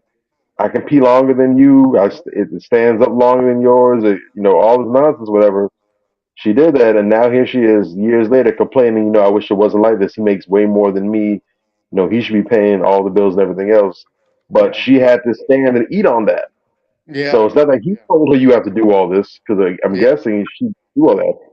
Exactly. She made the decision, well, this is what I'm going to do because I don't like it when you go ahead and, check me. Yeah. So because you want to show, well, I'm strong, independent, I do what I want, you don't run me or whatever. Okay, well, now you get to be a boss too. And she got buyer's remorse. Yeah. Listen, Exactly. I'm all in agreement that she's very masculine, whatever the case may be, but I do not feel in any capacity that she made that statement to say that she holds her own. I think it was exactly the opposite because look at what she said after it. I'm going to read it. I struggle after she said that, I don't know what it feels like to say that I'm the head of the household because in this household we split everything 50-50. Listen to that. It's weird to say that I'm head of household. She's already shitting on this dude. It's weird to say that I'm head of household because in this household, we split everything 50-50. Then she goes on to say, I struggle with that still. I still think I have more responsibilities for my money. I get nervous like, oh God, that movie didn't open. You know, what does that mean? Am I going to have enough money to hold everybody up? She is taking a direct shot at this nigga. She's calling him out. She said that to diss that man. This is it's a classic manipulation tactic that exactly. And it happens on a lesser level because obviously if you're a regular average Joe, you don't have the public eye like that. But it happens on a local level around your circle of friends, your neighborhood, whatever. But basically, she's trying to. I would imagine she's trying to get the dynamics to change because she wants a change in that regard. Precisely. So she's trying to get the public to shame him and to say, "Well, that's terrible. Dwayne Wade makes so much more money than her. Why doesn't he be a real man and to basically put that pressure on him to get him to kowtow?" Exactly. Because at the end of the day, yeah, these women that are with these beta males, they can't stand these niggas. Let's just call it what it is. You understand what I'm saying? And every now and again, shout out Aisha Curry and Sierra, every now and again, that disdain that they have for this weak beta male that allows them to walk all over them rears this ugly head. That's exactly what that was. Oh, my bad. I forgot Jada Pinkett Smith. I'm just saying. So these women are so busy trying to be the men that they would like their significant other to be. Meanwhile, their significant others behave the way they wish they could be. So it's a natural resentment. She's trying to lead. They're trying to lead him into how he should be in the household, but it don't work that way. Shit, crazy. It's a dance. Both people can't be leading the dance. Somebody got to take the lead. So if you lead, other person gonna fall back. How many steering wheels a car have? Go ahead, Ant. All right. It has 2 if you're in driver's ed. But next up is New Balance. I knew you were gonna say something like hell no. Hell no. Hell no for New Balance too. Hell no. No. I'm good on Can't do it. Bobby's on the fence. Bobby, are you a New Balance kind of guy? I haven't owned a pair, but I've worn a pair, but I haven't owned a pair. But I respect New Balance. I respect the culture. I think New Balance was the not all of them, but for the most part, New Balance was the quote unquote dad shoe before we started getting all out into the weeds now with these Balenciaga joints and stuff that look all fugly, whatever. But you know, New Balance was the last time I'd say we had the respectable dad style shoe, with the dad sneaker. The Bob Saget sneaker. Okay. Got you. Next up is Grandmaster J. Yes, shout out to Grandmaster J. No. Why? What's going on? Hell no. I didn't say Jam Master J. I said Grandmaster J. Okay, I'm thinking Jam Master J. Okay. Hell no. J. Hell no. Is that part of the Bombada crew? No, man. That was the leader. That's the NFC, the fucking around. He's the quote so-called leader, aka agent of the not fucking around coalition. Oh, you're talking about that dude? Oh, man. Yes. Why do we call him Grandmaster J though? That's what he calls himself. Oh, come on, man. That's his name. No, hell no, not that. Oh, that dude's an agent. He's an informant, allegedly. Okay, there you go. No, I don't even want to talk about this, man. You said all the same meaning descriptors. All right, next move is Halle Berry.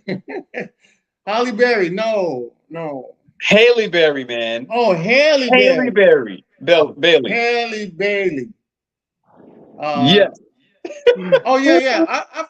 I fucks with Haley because she's doing more positive things than her sister. Haley Bailey is dope. You got me saying Haley Berry. Haley Bailey is dope, bro. Yeah. She's on some, that's the Little Mermaid star actress. She definitely popping out here. Yeah. She's definitely I can fucks with her.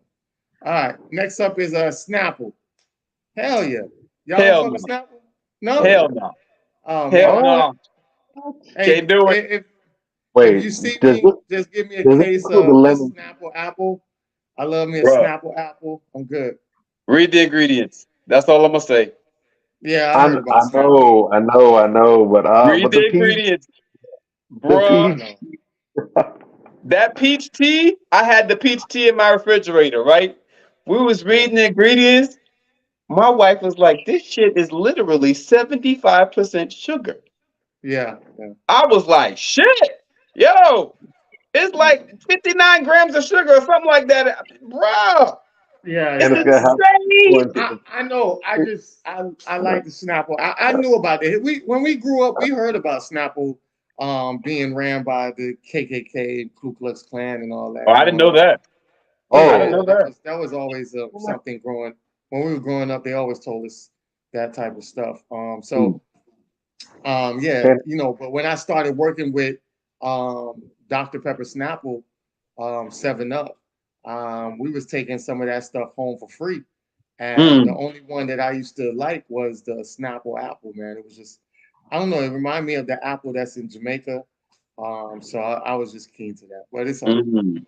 Uh, so yeah, I'll say hell nah with an example of Snapple apple. hell All right. no with the peach tea because All peach they got me, right. bro. Next up is Brother Polite. Fuck no. Hell Fuck no. no. I'm not even gonna Hell say no. hell no. Who's Fuck that? no. Brother Brother Polite, Polite. man. The dude who used to roll with Another Sarnetta. name it's another name y'all gotta dust off. Ooh, no, Nah. bro. Oh I I'll be man. knew that dude was funny. I really didn't like the Brother Polite when he first came out. I Yeah. knew something was up with him, and then he had this allegation where he was screwing his girlfriend's daughter, which was 14 years old, and now he went to jail because he took the plea. So you're They not gonna found take plea. semen. It's Yeah, not an you're not gonna. allegation. They found semen. No, Come on, no, bro. I didn't say it was allegation. Uh-huh. I just said he took the plea because they really didn't. They really didn't put it out there. They just made it seem like he just took the plea. But you're not going to take a plea if you know you're innocent. So once he took the plea, I already knew he was guilty, regardless of what they found. I already knew he was guilty. Point Real blank. talk. But Real talk. you can't cases talk they about you can't talk about building the community and backhandedly destroying it at the same time. That's You very can't. hypocritical. That makes Very no sense, hypocritical. bro. and dude habitually, as black as he was always talking, he out here sleeping white and everything else. Yeah, Um, man. not on no sometime BS nonsense, but from day one, like when I first heard the name Brother Polite and whatever, people talking, oh, Brother Polite, this, that, and the third. Dude never, 100%, he never resonated with me. Yeah, Never. yeah. I listened to him talk, and dude just gave me all the wrong signs. He sounded to me like them old school cats that used to be selling all kind of wolf tickets and all kind of con game shit or whatever. And Mm-hmm. he's very charismatic, very smooth about it. He was Mhm. good with it. But from day one, once I heard him listen to 5 minutes of what he had to say, I'm like, nah, he ain't it. Bro. I don't So know how all he this got such a following. Well, I mean, people gravitate towards what they feel is knowledge at that time. He came up in the era of the Dr. Umar and what's the little dude that looked like gosh, the dude that looked like oh gosh, I forgot that little dude. He was very popular on YouTube. Young Um Pharaoh? Young oh Pharaoh. Yes, he yeah, I grew figured. up around those eras. So those guys were out there, basically spewing knowledge. And it wasn't much people back then that was doing that. So that's how he caught wind following those people. And He people were also used a gravitating lot of towards him. vanity appeals too. So always Yeah, flashing hot cars, fine women, all kind of stuff. And I'm not one of these people that believe you're going to be doing the work of the people that you have to take like a vow of poverty, whatever. I certainly don't believe yeah, that. But at the same time, when you're making it that hard of a point where you flexing, where basically you look like you're doing all this play and other stuff. Because really, and I can be ignorant. If I am, someone feel free to correct me because I like to know and have a full picture. But to my knowledge, dude was never out here actually doing anything in the community and making efforts. He was writing books and stuff, Yeah. but nothing actually in the community being done. He's not out here. I mean, hell, say what you want to say about Umar, but for as long as he was talking about that school and people was getting on him about the school, where's the school, where's the school, Mm-hmm. for better for worse, dude finally Yeah, he did. finally pulling up, copping that building and getting that school. Now, what condition and shape it's in, I don't know, but at least he went ahead and put actionable steps to what he was talking about doing. He Yep. had that goal, and despite all the criticism, rightly deserved, he went ahead and has been sticking with it, and he made something pop off. I ain't seen nothing like that from Polite. I haven't seen anything about him giving back. It's just been those little small books out there, and then he's flexing with models here, Lux cars there, whatever. Nah, man. Yeah, If definitely. you're successful, big ups to you. Go on vacation. You can get a nice car too. That's cool. But if you're actually if this is at least a significant part of your content, you flexing. Oh, look at me how I'm living out here. Yeah, I'm looking at you funny style. exactly. All right. Well, next up is Run the World sitcom. No, I'm good. Hell no. No. I have no That idea what shit that ain't even watchable. It's not even watchable, bro. Who's in there? Damn, it's garbage. Huh? What's that about? I can't even remember hearing about that. It's like a 2023 Girlfriends with Yeah. all the agendas heavily programmed and written into the script for black women to say, written by white people. Yeah. That's what it is. I'm That's what good it on is. White That shit people is and black garbage. people making puppets. It's not up there even. with Harlem. It's Yeah, garbage.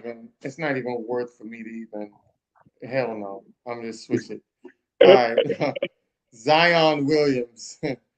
No, I can't fuck with this thing. Hell nah. I can't fuck with nobody that's stupid. I just can't. Sorry.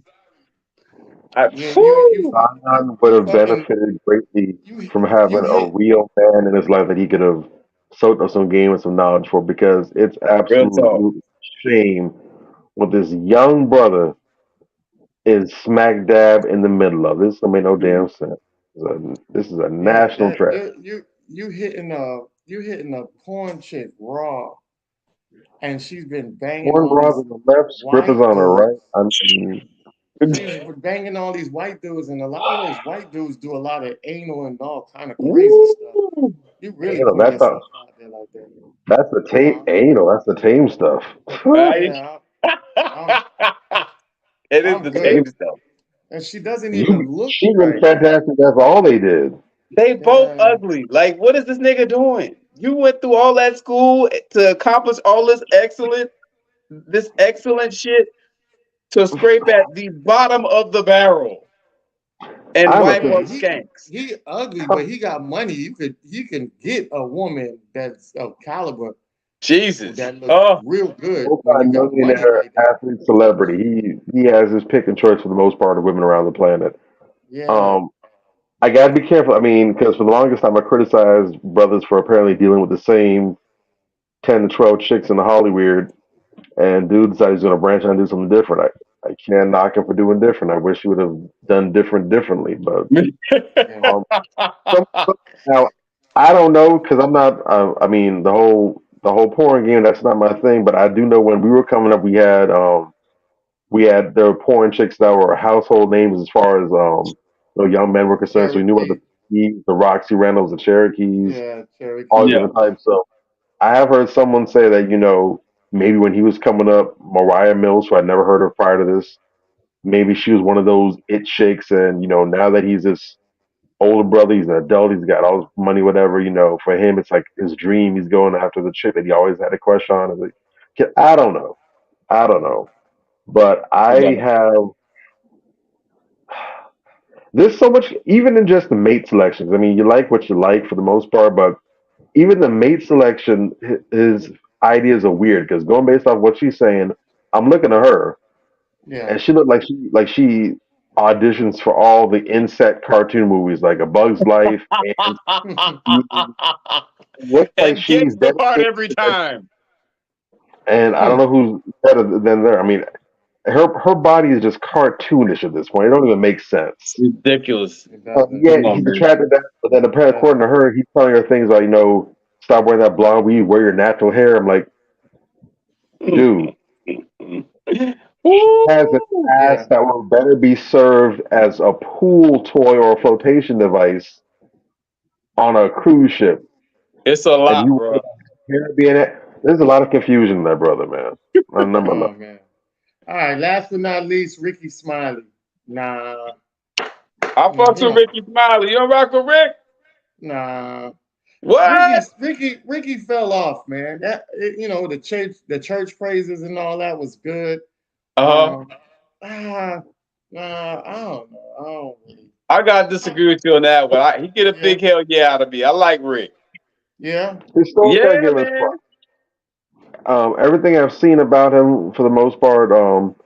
He seems to be a good dude. Never really heard anything troublesome out of him. No cooning or whatever.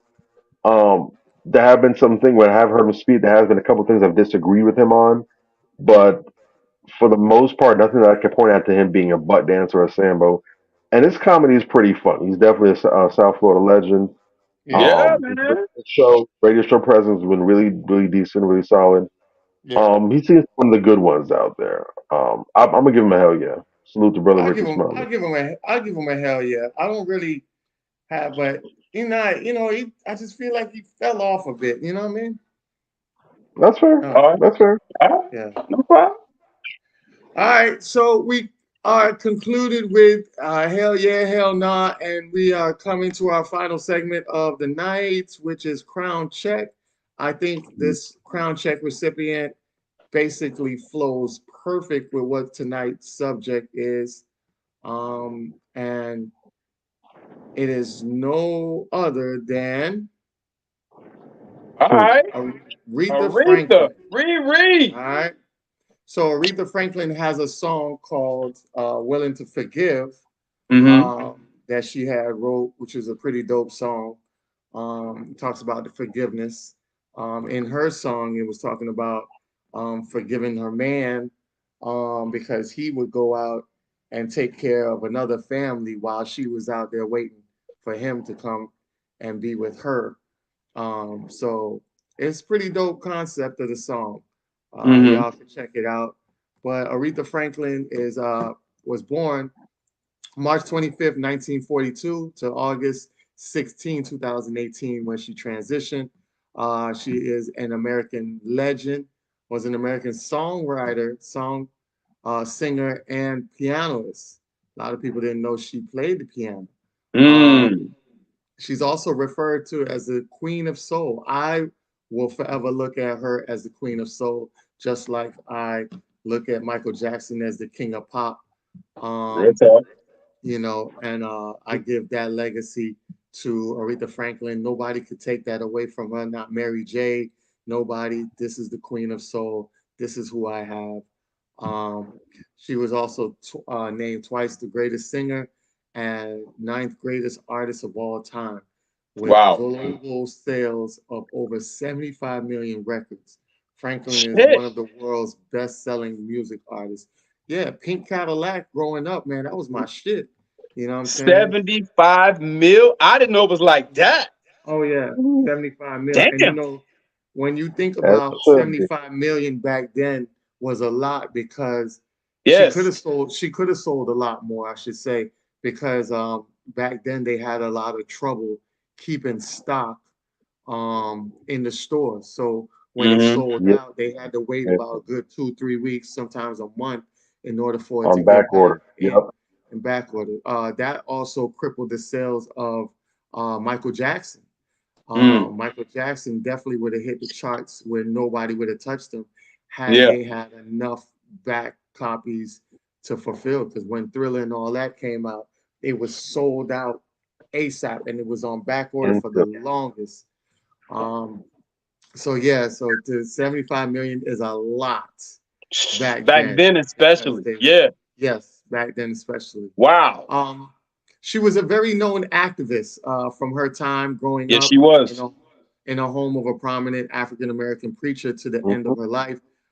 Franklin was immense and involved in the struggling for civil rights and women's rights. She provided money for civil rights groups, at times covering payroll and performing the benefits and protests.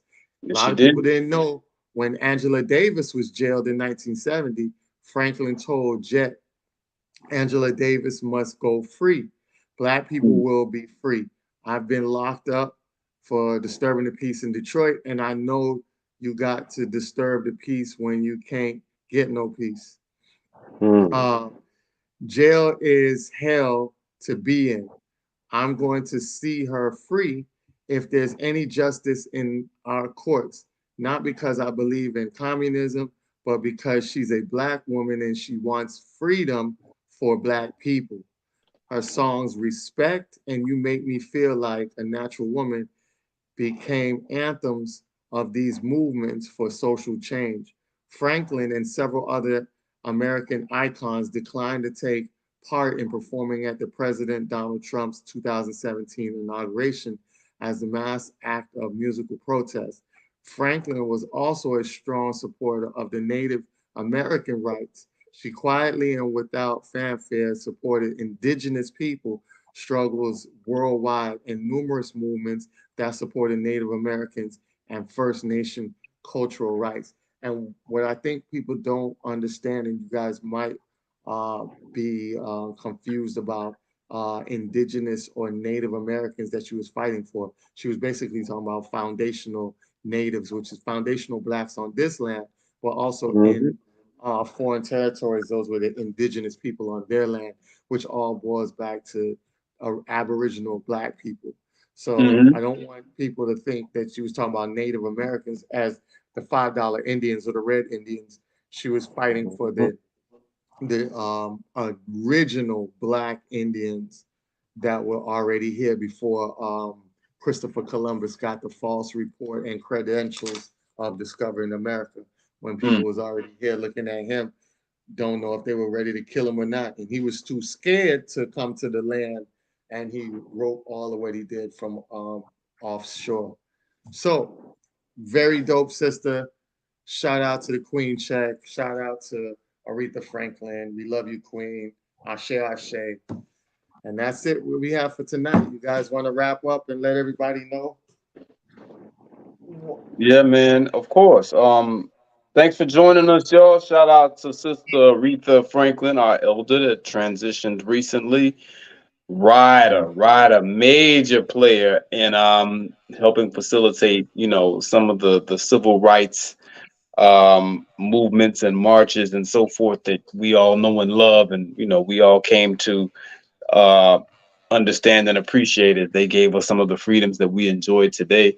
Aretha Franklin, Harry Belafonte, and other celebrities helped. This is back when celebrities used to have a soul.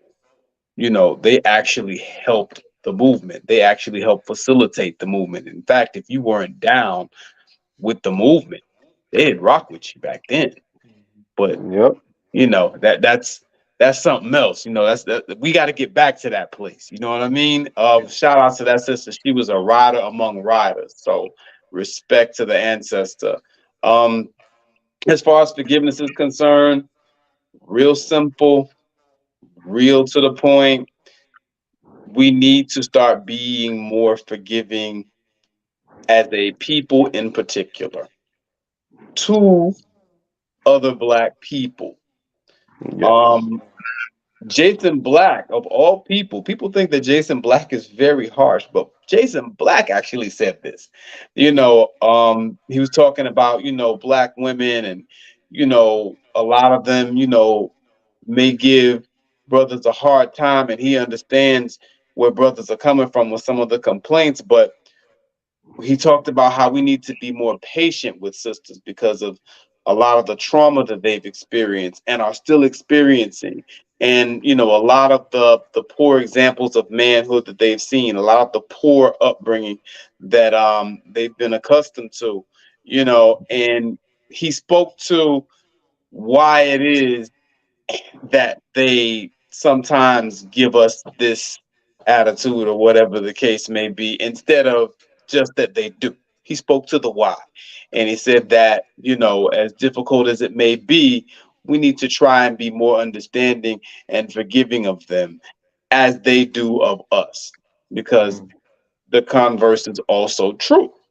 So, we need to be more forgiving of each other as a people, of each other when we have petty grievances that we can let go. We're a little too triggered too quick about too much of nothing, if we're being totally honest.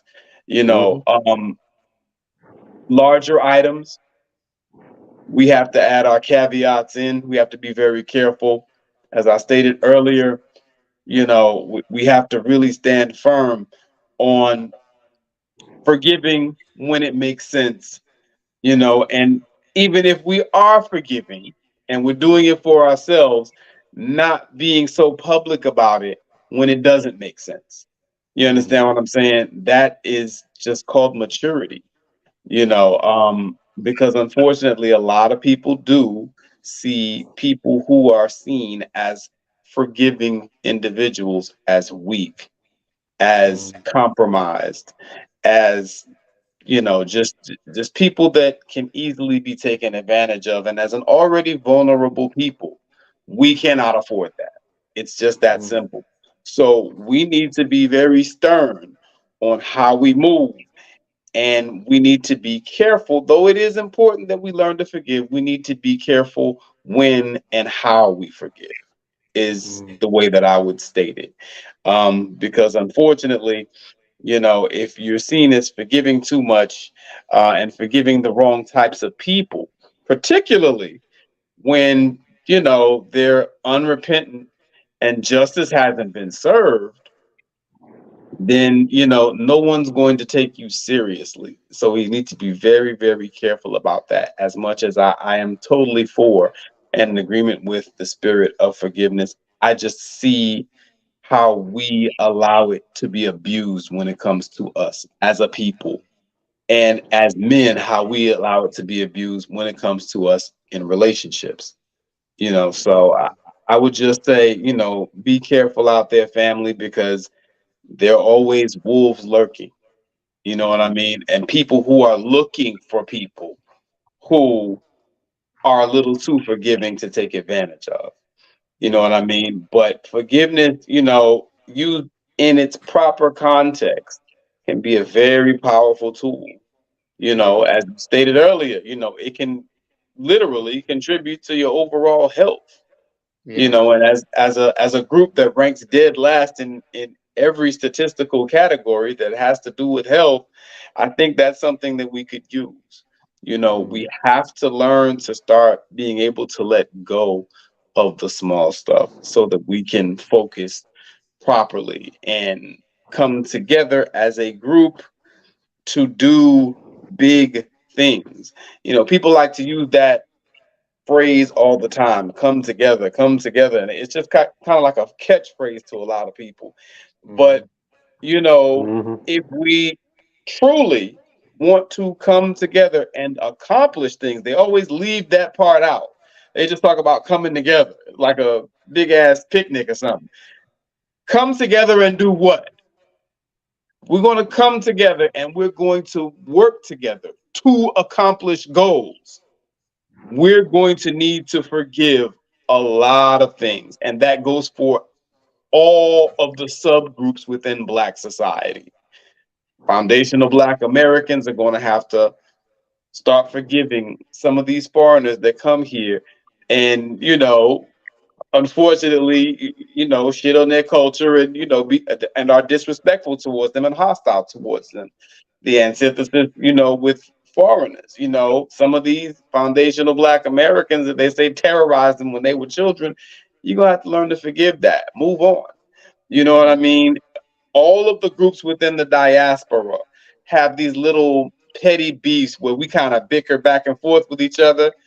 We're going to have to put on our big boy pants, forgive that shit, so long as it stops again. It has to come with action. We can't just blindly forgive people. Yes, we're going to have to forgive it, but you're going to also have to come to the table and do something about the things that you've done. You know what I mean? And that's how, with that forgiveness and with that work of being willing to change as a people, that's how we move forward.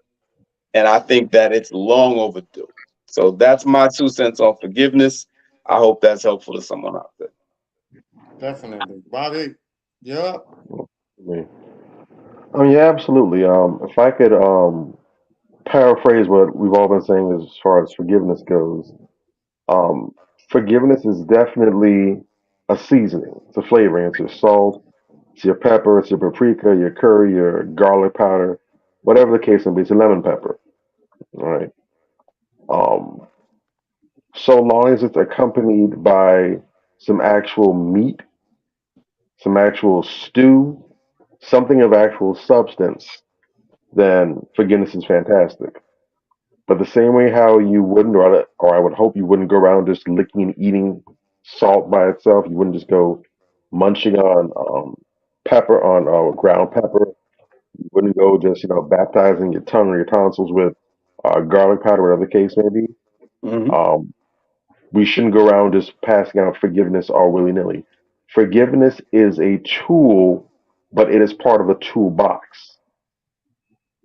And so, we also have to understand also, um, performative forgiveness does not have the same benefits. And I know, again, we've been stressing the importance of forgiveness, but all the benefits that we mentioned regarding the health benefits, the spiritual benefits, the expectations of different faiths and practices as far as forgiveness goes, all of that is fine and it's legitimate, but those effects are not the same if it's performative. If you're being bullied into forgiving or you're just doing this to get over with or what have you, you don't get the benefits of that because it's a process. There's nothing wrong with needing some time to forgive somebody. It should take some time to forgive somebody. While forgiveness is ultimately in its ideal perfect form, it should be freely given. At the same time, we have to bear in mind that we are not perfect people and we are not on a perfect planet. Hmm. So therefore, you have to understand that this thing that should be like a lot of other things, this thing that's beautiful and should be able to be a gift that's freely given unto others and to yourself, you have to be strategic and mindful of how you do it. My mother used to say a long time ago, God saved me from my sins, but not from my senses. So you can't be stupid and game goofy out here. If you're out here forgiving, just because people are asking you, putting you on the spot, do you forgive this person? You're still in the midst of healing or coming to grips, or you're not even past the stages of grief and everything, and people out here putting you on the spot. Do you forgive this person, or you feel like you need to do it right away to get over with? Uh, you're doing yourself, if nobody else, a grave disservice because you are now because you're telling yourself, "I forgive this person," but you haven't ironed out the kinks. Hmm. You haven't got wrinkles out. The same issues are still. You haven't digested this. You forgive this person right now, and then 3 weeks, 4 weeks, a month, a year later, you Hmm. still have this weight in your chest, and you're wondering, "What's wrong? I forgave this person. I told them I forgave them, Hmm. but did you forgive?" And that's what you Did you said out your really? mouth. That's what your brain said, told you to say, but in your chest, in your heart, in your midsection, did Right. you really forgive this person? Did you really let this go? Did you make peace with this? Did you bury it? Are you able to set up the memorial and leave it behind? Or are you still right there, still trying to come to grips with reality and to digest this thing? Hmm. Because if that's the case, then you didn't forgive them. You just tricked yourself. You set yourself back. Great And now you're point. going to cause yourself more stress because, like anything else, we have a threshold for things and we have breaking points. And many times when we do things the wrong way and we fail to get the results that we desire, oftentimes what happens is because unfortunately we're not always the smartest people. Instead of realizing and being honest and saying, you know what, I didn't execute this properly. I need to go back to Hmm. the drawing board and get it right. Unfortunately, for most people, the response is, well, I did this and it didn't work, so I'm never going to do it again. Mm-hmm. Real talk. Because you burned yourself out doing it the wrong way. Order matters, function matters, structure matters. Doing things in the proper order matters. Doing it against the grain, being hard headed, that can be expensive. So do things the right way. Again, get to know what this forgiveness thing really is about. Look at the benefits, look at the ways of going about doing it.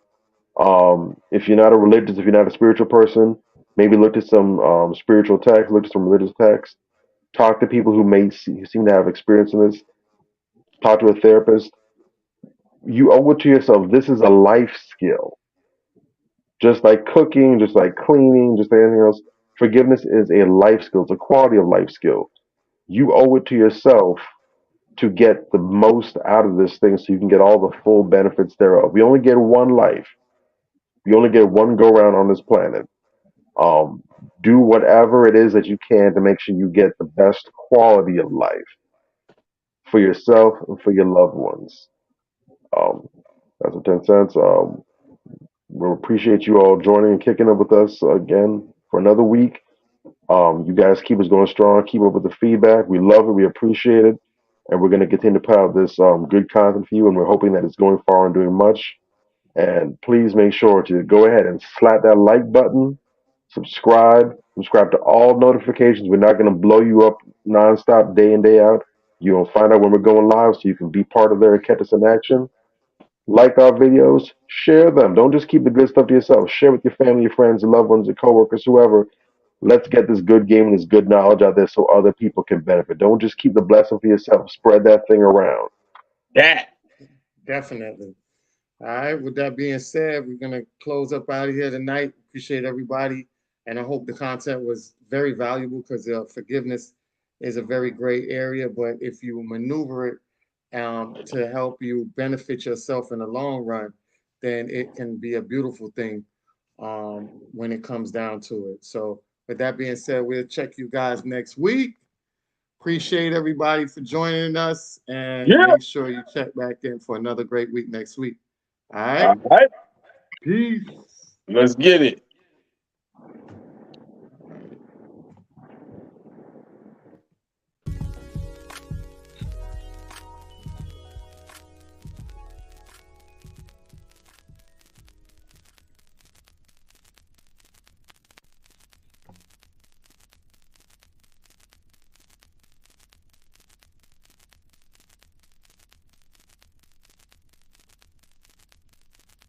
On the album, we do things like songs that are a little, what we call sexy. You can see from the title, it's more of a love album.